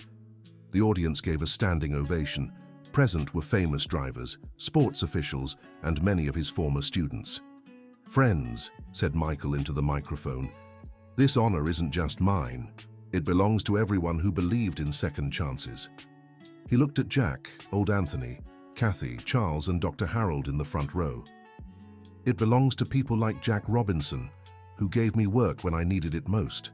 Like Anthony Smith, who taught me that age is just a number, like Kathy Spencer, who treated me with dignity when no one else would. The audience was moved by Michael's sincere words. It belongs to Dr. Harold Newman, who saw potential where others saw only failure, and to Charles Robinson, who believed in me when I didn't even believe in myself. The audience applauded even louder. This honor belongs mainly to Nathan Thompson, my brother, who taught me that love is more important than any trophy. When he finished speaking, Michael was too emotional to continue. The ovation lasted several minutes. After the ceremony, several famous drivers approached to congratulate him. "Michael," said Ryan Burton, who had made a point of being present, "what a joy to see you back." "Thank you, Ryan. That means a lot coming from you. What you're doing with these young people is incredible. American auto racing needs this. I'm just giving back what the sport gave me." "And do you plan to return to competing?" "No. My place now is informing other competitors." Ryan smiled admiringly. "You found your true calling." In the following months, the two academies grew even more. The one in Los Angeles had a 6-month waiting list, and the one in Chicago was already operating with Charles as director. "Michael," said Dr. Harold in a meeting, "we have a franchise proposal." "How so?" "Several cities want academies like ours: Miami, Philadelphia, Seattle. That's a lot of responsibility. But imagine how many young people we could help." Michael thought of the hundreds of young people who could have the chance to realize their dreams. Let's move forward. The expansion of the Nathan Thompson Academies became a national phenomenon. Within 2 years, there were locations in 10 different cities, all following Michael's philosophy of combining technical excellence with social responsibility. Gregory, who had become a respected driver in the championship, decided to turn down an offer to race in Europe to become an instructor at the academy. "Professor," he said to Michael, "I want to give back everything you taught me." "Gregory, you could make a lot of money racing in Europe." "I could. But here I can transform lives like you transformed mine." Michael was proud of his former students' progress. "If that's what you want, you'll be most welcome." Gregory became one of the Academy's most beloved instructors, especially among the more difficult students, since he understood arrogance from personal experience. One day, a shy young man named Ryan Spencer came to the Academy. When Michael heard the name, his heart tightened. "Nathan?" he asked emotionally. "Yes, sir. I came to enroll in the basic course." "How old are you?" 17. "I turn 18 next month." It was exactly the age Michael's brother would have been when he dreamed of becoming a driver. "Nathan, tell me why you want to be a driver." "I've always had this dream, sir, since I was a child." "And do your parents support you?" "My mother does. My father died when I was little." Michael felt an immediate connection with the young man. "Nathan, I'm going to make you an offer." "What kind of offer?" "I'll give you a full scholarship, but in return I want you to dedicate yourself completely." "Really?" asked Nathan in disbelief. "Really, but there's one condition." "What?" "I want you to understand that driving is about responsibility. You'll represent this academy and everything it stands for." "I understand, sir. I promise I'll work very hard." "Then welcome to the family." Nathan became one of the Academy's most dedicated students. He arrived early, stayed late, and absorbed every lesson as if it were the last. "Michael," said Dr. Harold, observing the young man's progress, "this boy has a lot of talent." "He does, and determination too." "Does he remind you of yourself in your youth?" "He reminds me of my brother," Michael answered emotionally. After 6 months of training, Nathan was ready for his first competition. Michael was more nervous than at Gregory's debut. "Nathan," he said before the race, "remember everything we talked about?" "Yes, I remember, Professor." "Then go out there and have fun. The rest will happen naturally." Nathan had an incredible debut, finishing in 5th place among 42 drivers. When he got out of the car, he ran to hug Michael. "Professor, thank you for believing in me. Thank you for letting me be part of your dream." At that moment, Michael felt he had closed a cycle. He could no longer save Nathan, his brother, but he could help other Nathans achieve their dreams. 5 years after that day when he asked for work in exchange for lunch, Michael was in a position he never imagined. The Nathan Thompson Academy network had 23 locations in the United States and was being considered for international expansion. "Michael," said Dr. Harold in a meeting, "we've received an interesting proposal." "What kind of proposal?" "An American university wants to study our teaching methodology." "For what?" "To implement something similar there. They were impressed with our results." "And what does this mean for us?" "International recognition and an opportunity to bring our philosophy to other countries." Michael thought about the irony of the situation. He had left the United States completely defeated 15 years earlier and now could return as a reference in automotive education. "Let's accept," he decided. "Great. They want you to travel to give a lecture at the university. Me speaking English to academics, English to our..."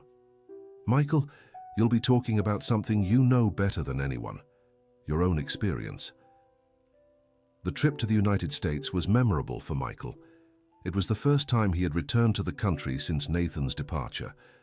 When he stepped into the Los Angeles airport, he felt a mix of pain and nostalgia. But there was also something new: pride for what he had built. The lecture at Stanford University was a success.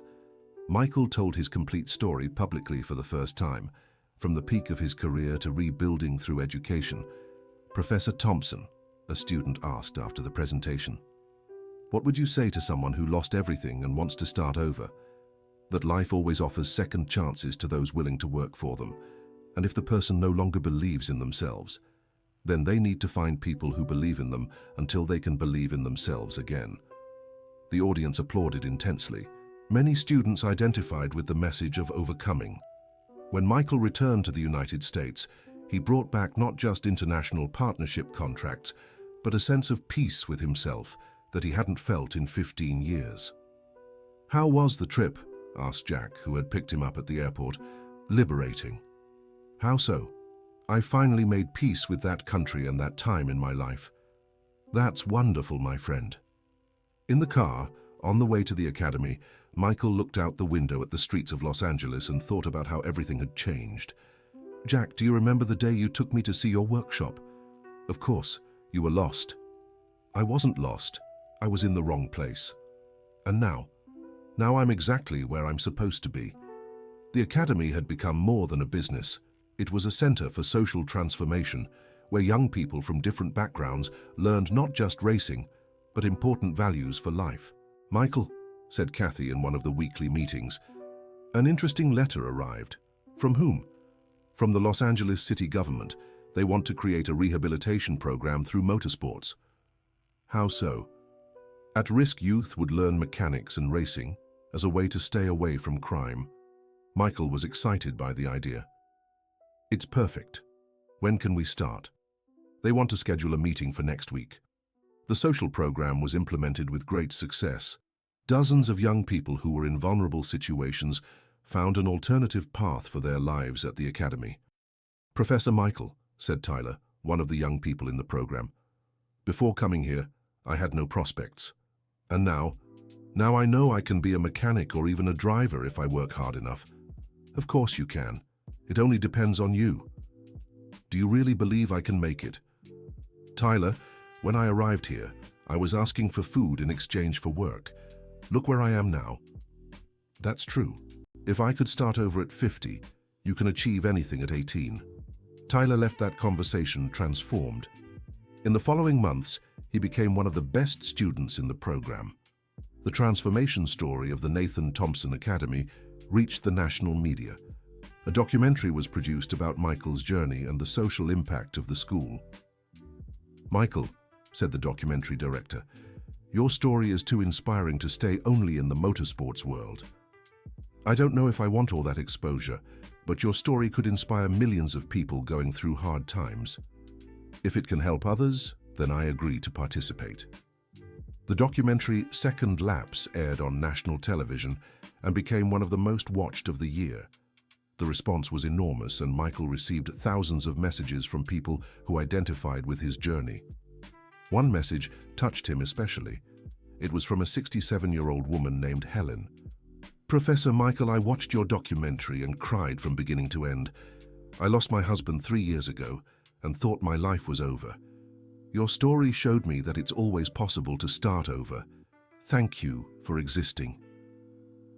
Kathy, said Michael after reading the message, I think we found the Academy's true purpose. What is it? It's not just about training drivers, it's about showing people that a new chance is always possible. From that moment on, the Academy began receiving visits from people who had no interest in racing, but wanted to learn about the story of overcoming that happened there. Dr. Harold, suggested Michael, what if we created motivational talks? Great idea. Would you be willing to give a talk? If I can help someone, yes. Michael's talks became highly sought after. He spoke about resilience, second chances, and the importance of maintaining dignity even in the most difficult situations. At one of these talks, he saw a familiar face in the audience. It was Oliver, his old boss, who was clearly moved.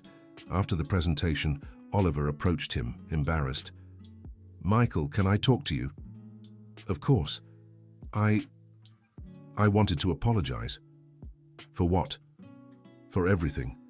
For humiliating you, for lying about your work, for not giving you the value you deserved. Michael looked at him with serenity. Oliver, that's in the past. It's not in the past for me. I can't forgive myself. Then maybe it's time for you to start treating the people who work with you better. You're right. I've already started to change. That's good. Michael, can you forgive me? I forgave you a long time ago. Oliver left that conversation relieved but also transformed. He began to treat his employees with more respect and to recognize the value of each one. 10 years after the Academy started, Michael was in a position he never dreamed he would reach again. He was respected nationally, financially stable, and more importantly had found a purpose that gave meaning to his life. Michael, said Kathy on a special afternoon, some news came that will move you. What news? Ryan Spencer was invited to test with a Formula 3 team. Ryan was the shy young man who had won a full scholarship years before and had become one of the most promising drivers trained by the Academy. Really? Asked Michael, moved. Really? And do you know what he said when he received the invitation? What? That everything he achieved is owed to Professor Michael Thompson, who believed in him when no one else did. Michael felt his eyes well up. That boy will go far. He will, and he will take the Academy's name to the whole world. That night, Michael visited Nathan's grave again. Bro, he said, kneeling. I think I finally understood why everything happened that way. He looked at the stars shining in the sky. You always said I had a greater mission than just racing. Maybe that mission was to teach and help others achieve their dreams. The wind rustled the trees in the cemetery, as if Nathan was agreeing. Thank you for teaching me that love is stronger than any difficulty, and for still inspiring me every day. Michael left the cemetery at peace, knowing he had honored his brother's memory in the best way possible. 15 years after asking for work in exchange for lunch at a luxury repair shop, Michael Thompson had become one of the biggest names in American automotive education. But what really made him proud were the hundreds of lives he had touched along the way. Jack, now 78, continued to work at the original shop, which had become one of the most respected in Williamsburg. Old Anthony, at 82, was considered one of the best parts specialists in the country and received inquiries from repair shops all over the United States. Kathy had married Charles, and together they ran the Chicago branch, which had become the second largest in the network. Dr. Harold continued as a partner and great friend, always supporting the Academy's social initiatives. And Michael had learned that sometimes you have to lose everything to discover what really matters in life. In his last television interview, the reporter asked a question that summed up his entire journey. Professor Michael, if you could go back in time, would you change anything? Michael thought for a long moment before answering. I wouldn't change a thing. Every pain, every humiliation, every difficult moment brought me here. And here is exactly where I was meant to be. Even knowing you could have continued being a famous and rich driver? Wealth and fame are fleeting. What we built here is eternal. Every young person we train will carry our teachings to other young people. It's a chain of good that will never end. And what is your greatest achievement? Having turned my greatest pain into my greatest mission. Nathan isn't physically here anymore, but he lives in every dream we help make come true. When the interview ended, Michael walked through the academy observing the students' training. He saw Gregory teaching overtaking techniques to a group of beginners. He saw Tyler, now a graduate in mechanics, adjusting an engine with surgical precision. He saw Ryan Spencer preparing to travel to Europe to represent the United States in an international competition. It was late afternoon, and the sun painted the sky orange. Michael sat on a bleacher and watched all the activity he had helped create. "Professor," a voice called him. It was Philip, his first student, now an instructor at the academy. "Hi, Philip. May I sit?" "Of course." They sat in silence, watching the training sessions. "Professor, may I ask a question?" "Always." "Are you happy?" Michael smiled, thinking about the answer. "You know, Philip, for many years I thought happiness was winning races and having money. And now? Now I know that happiness is seeing you all achieving your dreams. It's knowing that even in life's most difficult moments, there's always a way out." "Did you ever feel like giving up?" "Many times. But there was always someone who believed in me more than I did myself." "Like Jack?" "Like Jack, Kathy, old Anthony, Dr. Harold, you, Charles. You all saved me without knowing it." Philip was moved. "Professor, you've saved many more people than you realize." "We save ourselves by saving others," Michael said wisely. When night fell and everyone had left, Michael stayed alone in the academy. He walked through the classrooms, the workshop, and the training tracks. He stopped in front of a photo of Nathan that hung at the main entrance. It was a picture from when they were young, both smiling after a kart race. "Bro," he whispered, "I think we made it. The academy of our dreams became reality." Michael left the academy that night, knowing that the next day he would return for another day of work that he loved. He was no longer the famous driver he once was, but he had become something much better, a dream builder and an example that it's never too late to start over. The last scene of the story happened on a sunny Sunday morning. Michael was giving a special class to a group of seniors, aged 60 to 70, who wanted to fulfill their long-held dream of learning to drive. "Folks," he said, smiling, "it's never too late for a first lap." Mrs. Margaret, 68, timidly raised her hand. "Professor Michael, I've always been afraid of driving fast. Do you really think I can do it?" "Mrs. Margaret, fear is normal. I was afraid too when I started." But you're a champion." "Exactly. Those who aren't afraid don't respect the machine or the track." Mr. Bernard, 71, approached curiously. "Professor, in my day there weren't these opportunities for people our age." "Well, today there are," Michael smiled. "And you'll see that age is just a number when you have passion." All morning, Michael worked patiently with each senior. Mrs. Margaret overcame her initial fear and managed to complete her first solo lap. Mr. Bernard discovered he had better reflexes than he imagined. "Professor," said Mrs. Rose, 66, after her third lap, "I feel like a teenager again." "That's exactly the feeling motorsport provides," Michael replied. "It connects us with our youthful essence." At the end of the class, all the seniors were euphoric. They had discovered they could fulfill dreams they had held for decades. "Professor Michael," said an emotional Mrs. Margaret, "thank you for showing us that we still have so much to live for. Thank you for reminding me that teaching is always learning too." After everyone had left, Michael was alone on the track, reflecting on his journey. Kathy approached carrying a folder with documents. "Michael, last year's academy numbers just came in." "How are we doing?" "We broke all records. 1,500 students graduated, 80% got jobs in the field, and 30 started careers as professional drivers. And the social programs, 500 at-risk youth participated in the free programs, 90% completed the course, and 70% are now employed." Michael was moved by the numbers. Nathan would be proud. He really would, and there's more news. "What?" "Ryan Spencer just signed a contract with a European Formula 2 team." "Our Ryan?" Our Ryan, he'll be the first American trained entirely at a national academy to compete in Europe. Michael felt his heart burst with pride.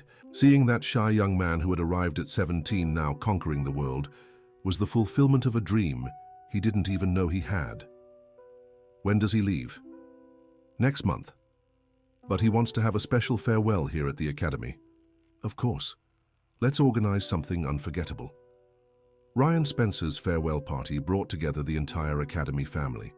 All the instructors, staff, alumni, and many professional drivers who had become friends of the school were present. Everyone, said an emotional Ryan into the microphone, when I arrived here 5 years ago, I was just a scared boy with an impossible dream. The audience listened in silence. Professor Michael didn't just teach me how to drive. He taught me to believe in myself. Michael was in the front row trying to control his emotions.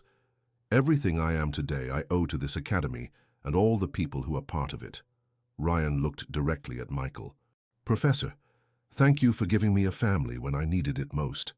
When Ryan finished speaking, the ovation was warm. Michael went up on stage and hugged him for a long time. Ryan, what you've achieved is just the beginning. You'll represent the United States and our academy out there. I'll do my best, Professor. I know you will. And remember, no matter where you are, you'll always have a home here. A few months later, the first news from Ryan arrived from Europe. He had finished his debut race in 5th place, an exceptional result for a rookie. Michael, said Dr. Harold, showing the news in the paper, Ryan is making history. He deserves all the success. And so do you. Without your guidance, none of this would be possible. Michael shook his head. Dr. Harold, I only planted the seed. He made it grow. That humility is one of the things I admire most about you. Around that time, the Academy received a very special visit. It was Mrs. Helen, the lady who had written to Michael after watching the documentary. Professor Michael, she said timidly. I'm Helen, the one who wrote to you. Mrs. Helen, what a joy to meet you in person. I came to thank you. Thank me for what? For giving me the strength to start over. After watching your story, I went back to school, and now I work as a volunteer at a school. How wonderful. You see how it's always possible to start a new chapter. I do. And I wanted to see this place that transforms lives. Michael made sure to personally show Mrs. Helen the entire academy. She was impressed by the organization and the care with which everyone treated each other.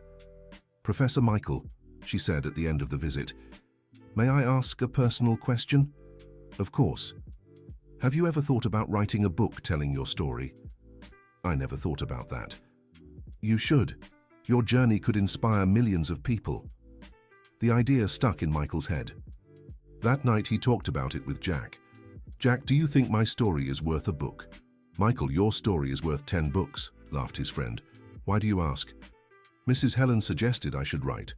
I think that's a wonderful idea. But I'm not a writer, and I wasn't a shop owner when I started. We learn by doing. Michael decided to try. He started by writing a few pages about his childhood with Nathan, then about the early years on the tracks. Kathy, he showed her some chapters. What do you think? Kathy read it, moved. Michael, this is beautiful. Very touching. Do you think it's worth continuing? I'm sure of it. People need to know this whole story. Michael spent the next few months dividing his time between the academy and writing the book.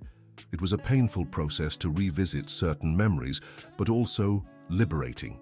When he finished, the manuscript was 300 pages of pure emotion. The publisher that Dr. Harold recommended was impressed. Mr. Michael, said the publisher, this is one of the most beautiful stories I've ever read. Do you think it might interest the public? Absolutely. It's a story of overcoming that will touch millions of hearts. The book, Second Lap, was launched 6 months later with great success. In just a few weeks, it was among the country's bestsellers. Michael, said Kathy excitedly, the book is #1 on the bestseller list. I can't believe it. It's true, and there have been many invitations for lectures across the whole country. That many? Universities, companies, schools, everyone wants to hear your story. Michael began traveling across the United States, telling his journey of overcoming. In each city, he saw moved people who identified with different aspects of his life. In Boston, a 63-year-old woman approached him after the lecture. "Professor Michael, my husband passed away last year, and I thought my life was over. Your story gave me the courage to dream again." In Seattle, a young unemployed man said, "Professor, I was thinking about giving up on everything, but if you manage to start over at 50, I can at 25. In New Orleans, a bankrupt businessman commented, "Professor, I lost everything last year. Your story showed me it's possible to rebuild with dignity." Each testimony touched Michael deeply. He realized that his story had transcended motorsports and become a symbol of hope. During one of these trips, he received an unexpected call. It was Ryan Spencer calling from Europe. "Professor, how are you?" "Ryan, what a joy to hear your voice. How are things over there?" "Amazing, Professor. I finished in second place in the last race. Congratulations, I knew you'd go far." "Professor, I have some news to tell you." "What news?" "A Formula One team has called me to be a test driver." Michael almost dropped the phone. "Ryan, are you serious?" "Serious, Professor. And do you know what I told them when they asked about my background?" "What?" "That everything I know I learned at the Nathan Thompson Academy from the best teacher in the world." Michael cried with emotion. Seeing that shy boy reaching the highest levels of world motorsports was the fulfillment of all his dreams as an educator. "Ryan, I'm so proud of you. Professor, when I return to the United States, I want to make a special visit to the Academy. You'll always be welcome here." After hanging up, Michael spent a few minutes absorbing the news. Kathy found him in the office with red eyes. "Michael, what happened? Is everything all right?" "Everything is perfect," he smiled. "Ryan might make it to Formula One." "Our Ryan? Our Ryan?" Kathy shouted with joy and ran out to tell everyone at the Academy. Within minutes, the news spread and everyone celebrated as if it were a personal victory. "Michael," said Jack emotionally, "you fulfilled the dream you had with your brother through this boy. It's true, life has these wonderful coincidences." "It's not a coincidence," said old Anthony wisely. "It's destiny. You were meant to create champions." That night, Michael visited Nathan's grave once again. "Bro," he said, kneeling down as he always did, "there's a boy with your name who might make it to Formula One." The wind gently rustled the leaves of the trees. "I know you'd be proud. He's everything you dreamed of being, talented, humble, and determined." Michael stayed there for an hour, telling his brother about all the Academy's successes and how his own life had been transformed. "Nathan, I think I finally understand that your leaving wasn't the end of our story. It was the beginning of a new one, much bigger and more beautiful." When he left the cemetery, Michael felt completely at peace. He had honored his brother's memory in the best way possible and found his true purpose in life. 3 months later, Ryan Spencer became the first American to officially race in Formula One in 5 years. His debut was at the United States Grand Prix at Laguna Seca. Michael was in the VIP stands, a special guest of the organizers. Next to him were Jack, old Anthony, Kathy, Charles, Dr. Harold, and dozens of former Academy students. "Michael," said Dr. Harold emotionally, "look how far we've come." "It's surreal," replied Michael, watching Ryan's car on the track.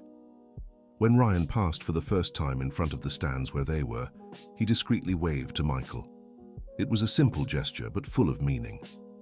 "Professor," said Gregory, who was standing beside him, "you must be feeling like a proud father." Exactly like that. Throughout the race, Michael followed every lap Ryan made with his heart racing. The young man was doing very well for a debut, always staying within the top 15. On the 40th lap, Ryan made a spectacular overtake and moved up to 10th place. The stands where Michael was erupted in celebration. "Go, Ryan!" shouted Jack as if he were his own grandson. When the checkered flag was waved, Ryan had finished in 9th place. It was an extraordinary result for a debut in the highest category of motorsport. In the Parc Fermé, Ryan looked for Michael before any interviews. "Professor, we did it." "You did it, champ." "No, Professor, we did it. Everything I did out there was applying what you taught me. Michael hugged him emotionally. Ryan, you made history today. We made history, Professor. Ryan's post-race interviews were touching. In every one, he made sure to mention the Nathan Thompson Academy and publicly thank Michael. Ryan, asked a reporter, what does it mean to you to have reached Formula One? It means that dreams can come true when you find the right people along the way. And who were those people for you? Professor Michael Thompson, who believed in me when I was just a scared boy, and the whole family at the Nathan Thompson Academy. Do you plan to stay connected to the Academy? Always. It's my home and my school of life. Ryan's performance in Formula One brought worldwide recognition to the Academy. Drivers from other countries began seeking out the school for training. Michael, said Dr. Harold in a meeting, we need to prepare for international expansion. How so? We've received proposals to open academies in Canada, Mexico, and even Italy. That's a lot of responsibility. But think of how many talented young people we could discover and train around the world. Michael considered the proposal. Expanding further was tempting, but he didn't want to lose the family essence that made the academy special. Dr. Harold, I accept on one condition. What is it? That in each new academy, we keep at least 30% of the spots for scholarship students. Agreed. And that each unit must have a social program for underprivileged youth. Perfect. And that Jack, Old Anthony, and Kathy be part of the general coordination. Of course, they are the pillars of this story. The international expansion of the Nathan Thompson Academy was a success. In 2 years, there were units in 8 countries, all following the same philosophy of technical excellence and social responsibility. Jack, now 80 years old, had become a sort of patriarch of the Academy network. Even at his advanced age, he made a point of visiting all the units at least once a year. Michael, he said on one of these trips, do you remember when we first met? How could I forget? You saved my life. Son, you saved mine too. Without you, I would have closed the shop and stayed home depressed. We saved each other. That's true. And now we're saving other people all over the world. Old Anthony, at 85, had become a legend among mechanics. Young people from all over the United States sought out the academy just to learn from him. Old Anthony, Michael said at one of the academy's anniversaries, you are an inspiration to all of us. Michael, I'm the one who should thank you for giving me a second chance in life.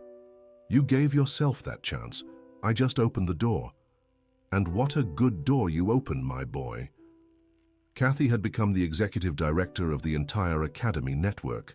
She coordinated operations in 8 countries from Los Angeles, always keeping the focus on quality and social values. Michael, she said at one of the annual meetings, have you ever stopped to think about what we've built? I think about it every day. More than 10,000 young people graduated, hundreds of jobs created, dozens of professional drivers, and thousands of lives transformed, Michael added. It's truly incredible. Charles had married an instructor from the Chicago Academy and was expecting his first child. Michael, he said during a visit to Los Angeles, if it's a boy, I'll name him Nathan. Charles, what an honor. It's only fair. Without you and the inspiration of your brother, none of this would exist. And if it's a girl, Helen, in honor of your mother. Michael was touched by the tribute. Whatever the name, it will be a very loved child. Dr. Harold continued as a partner and great friend, but now he had become a sort of grandfather to all the young people at the academy. Michael, he said at one of their recent get-togethers, do you remember our first conversation? Of course. You offered me a job when I thought no one would ever believe in me again. And you accepted, even though you were scared. The best decision I ever made in my life. For me too. Your arrival changed everything. 15 years after the inauguration of the first academy, Michael was preparing a very special event, the first World Championship for drivers trained at Nathan Thompson Academies. Michael, said Kathy, helping with the organization. Drivers from 12 countries are going to participate. It's so exciting. And they all want to meet you in person. I'm still amazed by that. Why? You're a living legend. Kathy, A legend is what I used to be. Today I'm just a teacher who found his calling. The championship was held at Laguna Seca, with worldwide broadcast. Drivers trained at academies all over the world competed on equal terms, demonstrating the exceptional technical level of the education they received. "Everyone," Michael said at the opening, "this championship represents something much bigger than a simple competition." The audience of 5,000 people listened attentively. It represents proof that quality education and human values can form not only exceptional drivers, but exceptional people. The event was a complete success. The drivers demonstrated not only speed, but fair play and mutual respect. There were no serious accidents or conflicts between competitors. The winner was a young Mexican trained at the academy in Mexico.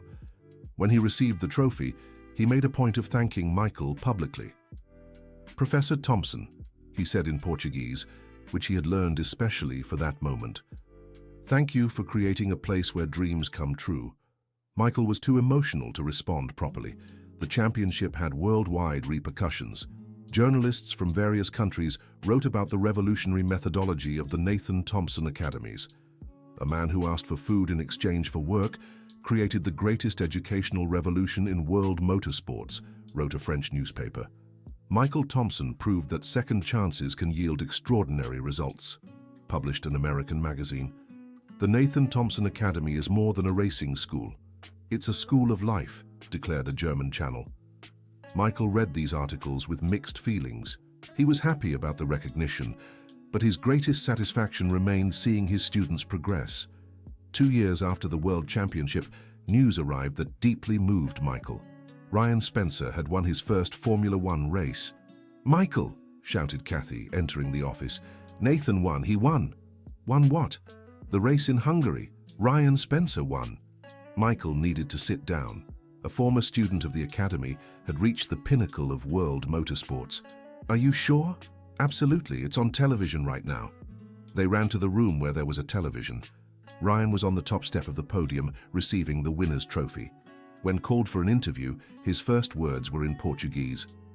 "I want to dedicate this victory to Professor Michael Thompson and the Nathan Thompson Academy, which gave me everything I have today." Michael cried like a child.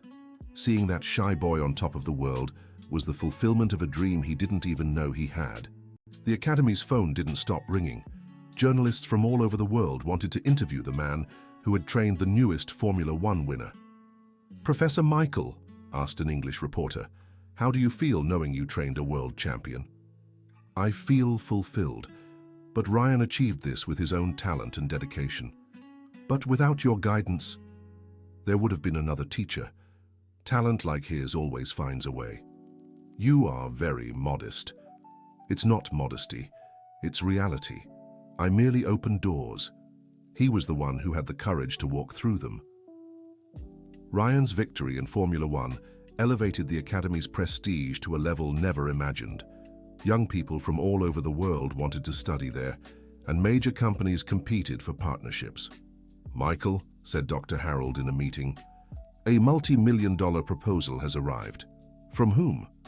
"A German automaker wants to buy our methodology and apply it in their own schools around the world." "And you want to accept?"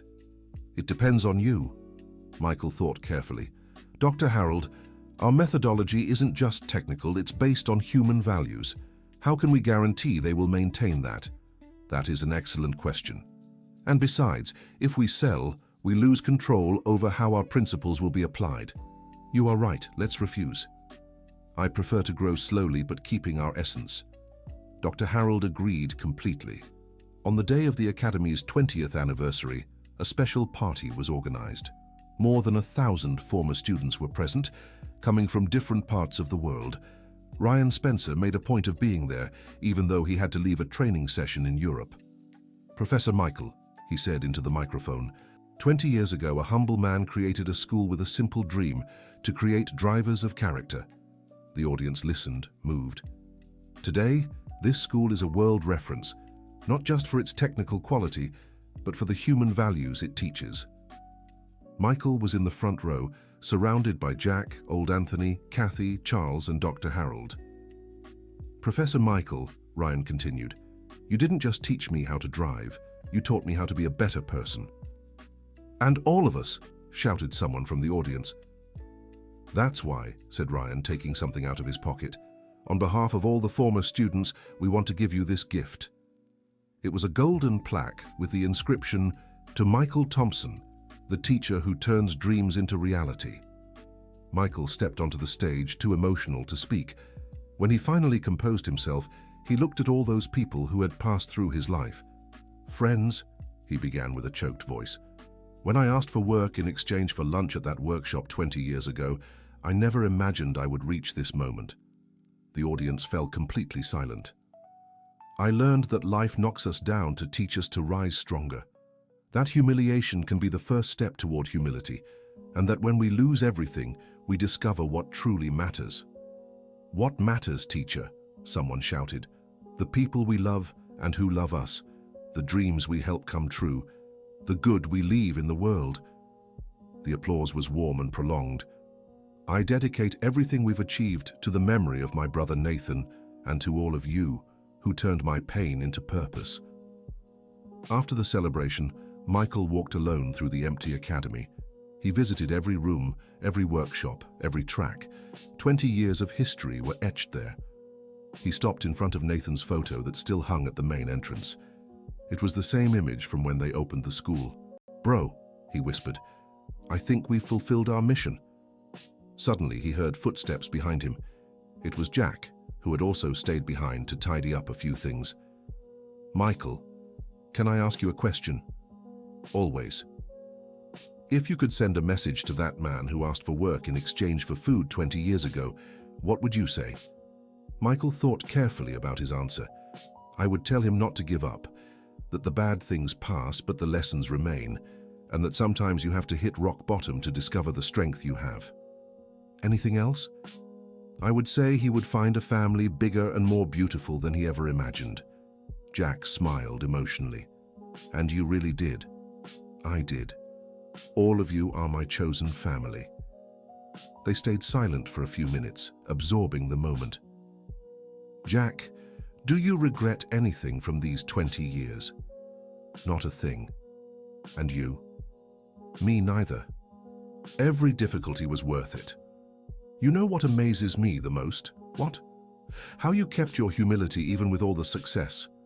Jack, success isn't what you achieve. It's what you do for the people along the way. Who did you learn that from?" "From you, from my brother, from every student who passed through here." When they left the academy that night, Michael looked once more at the building that had become his second home. "Thank you, Nathan," he whispered to the stars, "for teaching me that love never ends. It only transforms."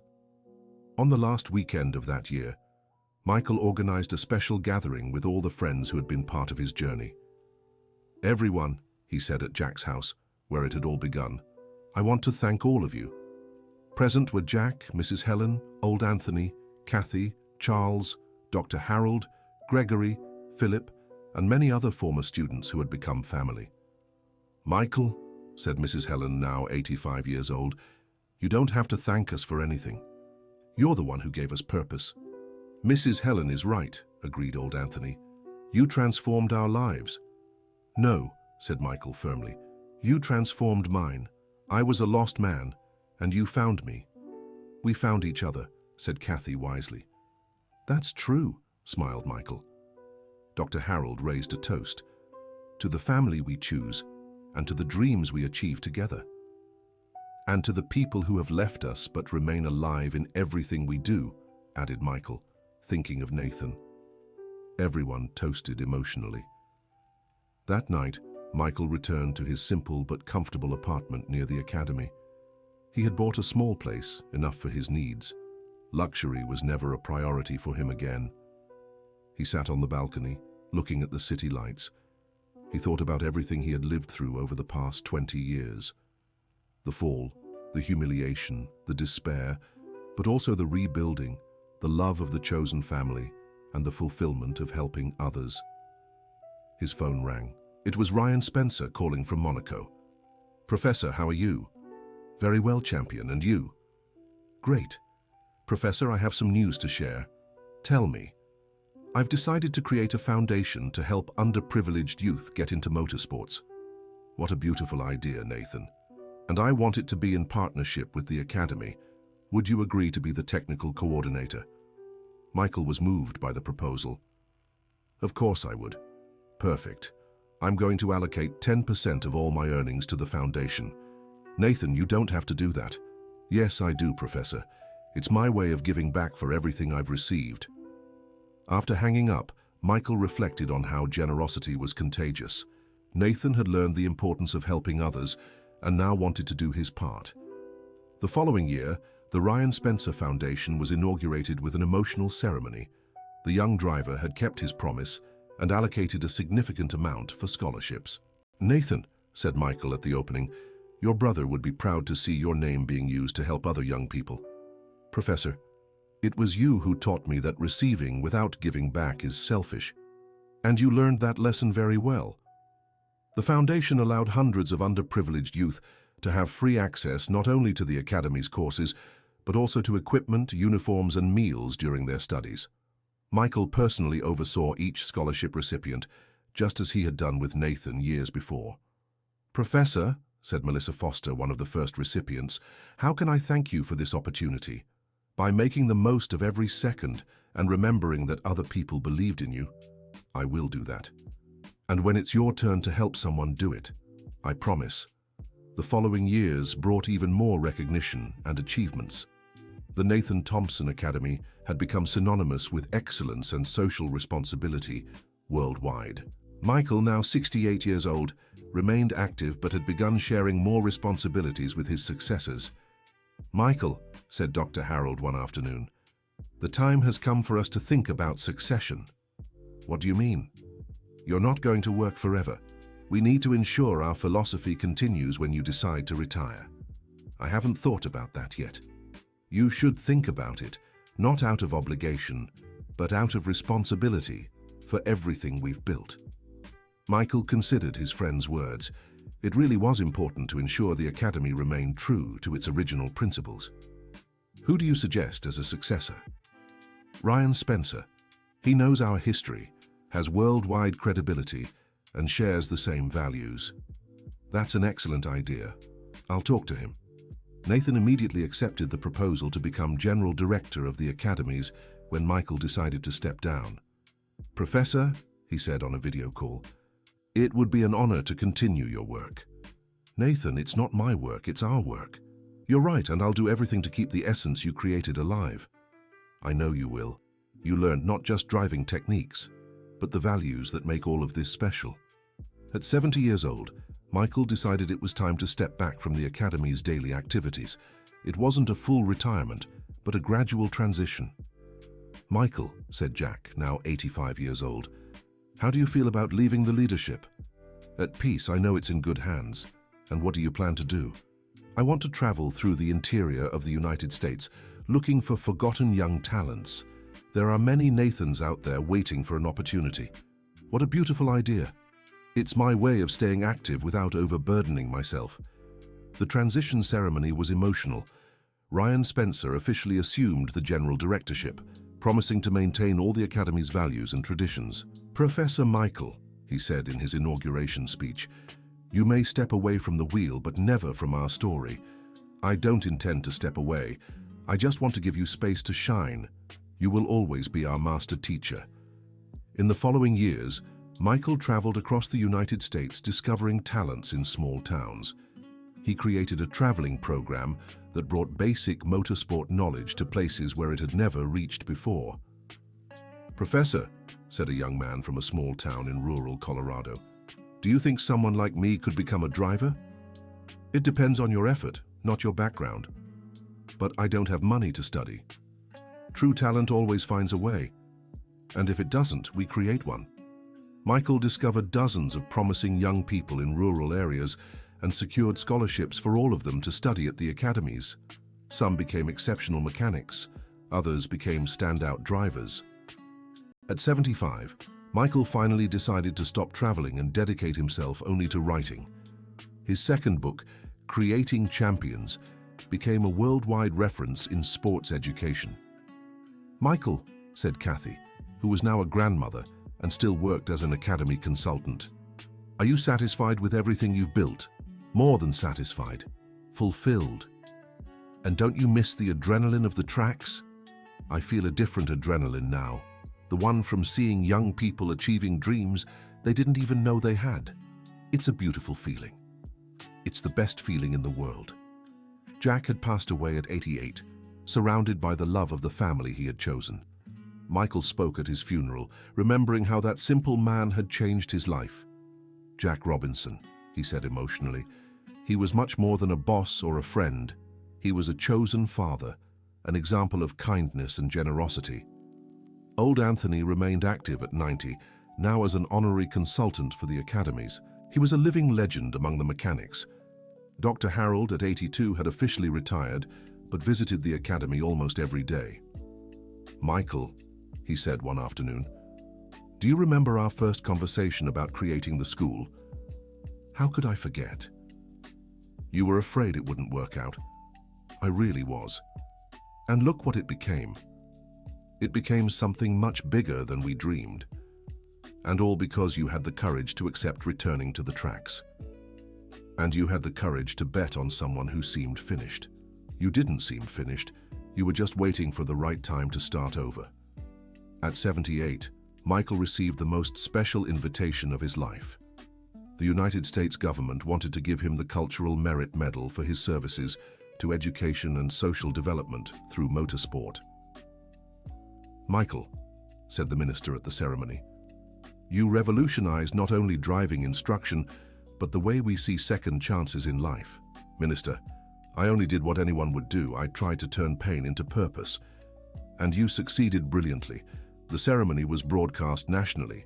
Michael received the medal surrounded by his entire chosen family: Kathy, Charles, Dr. Harold, Old Anthony, Gregory, Philip, and dozens of former students. "This medal isn't mine," he said in his speech. "It belongs to everyone who believed in second chances and helped build dreams."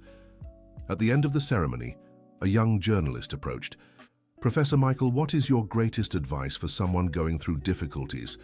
To accept help when it appears, to treat everyone with respect regardless of the situation, and to never stop believing that tomorrow can be better than today.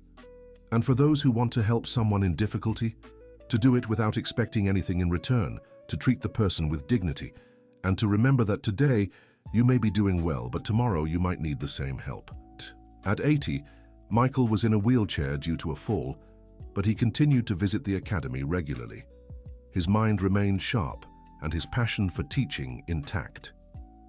"Professor," said one of the new students, "how do you manage to maintain so much enthusiasm, even with your limitations?" "Because enthusiasm doesn't depend on the body, it depends on the heart." "And is your heart still strong?" "Stronger than ever. Every young person who passes through here renews my energy." Ryan Spencer, now four-time Formula One world champion, always made a point of visiting Michael whenever he was in the United States. "Professor," he said during one of these visits, "I'm thinking about retiring from the tracks." "Why? You're still at your peak." "I want to dedicate myself fully to education. Follow your example." "Nathan, you still have so much to achieve on the tracks." "Professor, I've already achieved everything I dreamed of. Now I want to help others achieve their dreams." Michael was proud of Nathan's decision. It was proof that he had formed not just a track champion, but a champion of life. On the last day of 2044, the eve of his 81st birthday, Michael was at the academy observing a children's driving lesson. It was a new program created to spark interest in motorsports from an early age. "Professor Michael," an 8-year-old girl approached. "Is it true that you used to be very famous?" "I was, yes." "And why did you stop being famous to become a teacher?" Michael smiled at the innocence of the question. "Because I discovered that being a teacher is much better than being famous." "Why?" "Because when you're famous, you're alone. When you're a teacher, you're together with many people." The girl nodded as if she understood perfectly. "Can I be a teacher when I grow up?" "You can be anything you want, as long as you believe in yourself. And if no one believes in me, then you keep believing until you find people who believe too. Like you did, like I did. That night, Michael wrote in his personal diary his final reflections on his journey. Today marks 25 years since the day I asked for work in exchange for food. How many lives have changed since then? Mine, Jack's, old Anthony's, Kathy's, Charles's, Dr. Harold's, and thousands of young people who have passed through our academy. I've learned that there is no such thing as a final failure, only new beginnings in disguise. That true wealth lies in the people we love and who love us, and that the best trophy is seeing dreams come true. Nathan, my brother, thank you for teaching me that love is eternal and that we can honor those who have passed by, helping those who remain. Our academy has already graduated over 20,000 students and is present in 15 countries. But my greatest achievement isn't the numbers. It's knowing that we've turned pain into hope and that we will continue to do so long after I'm gone.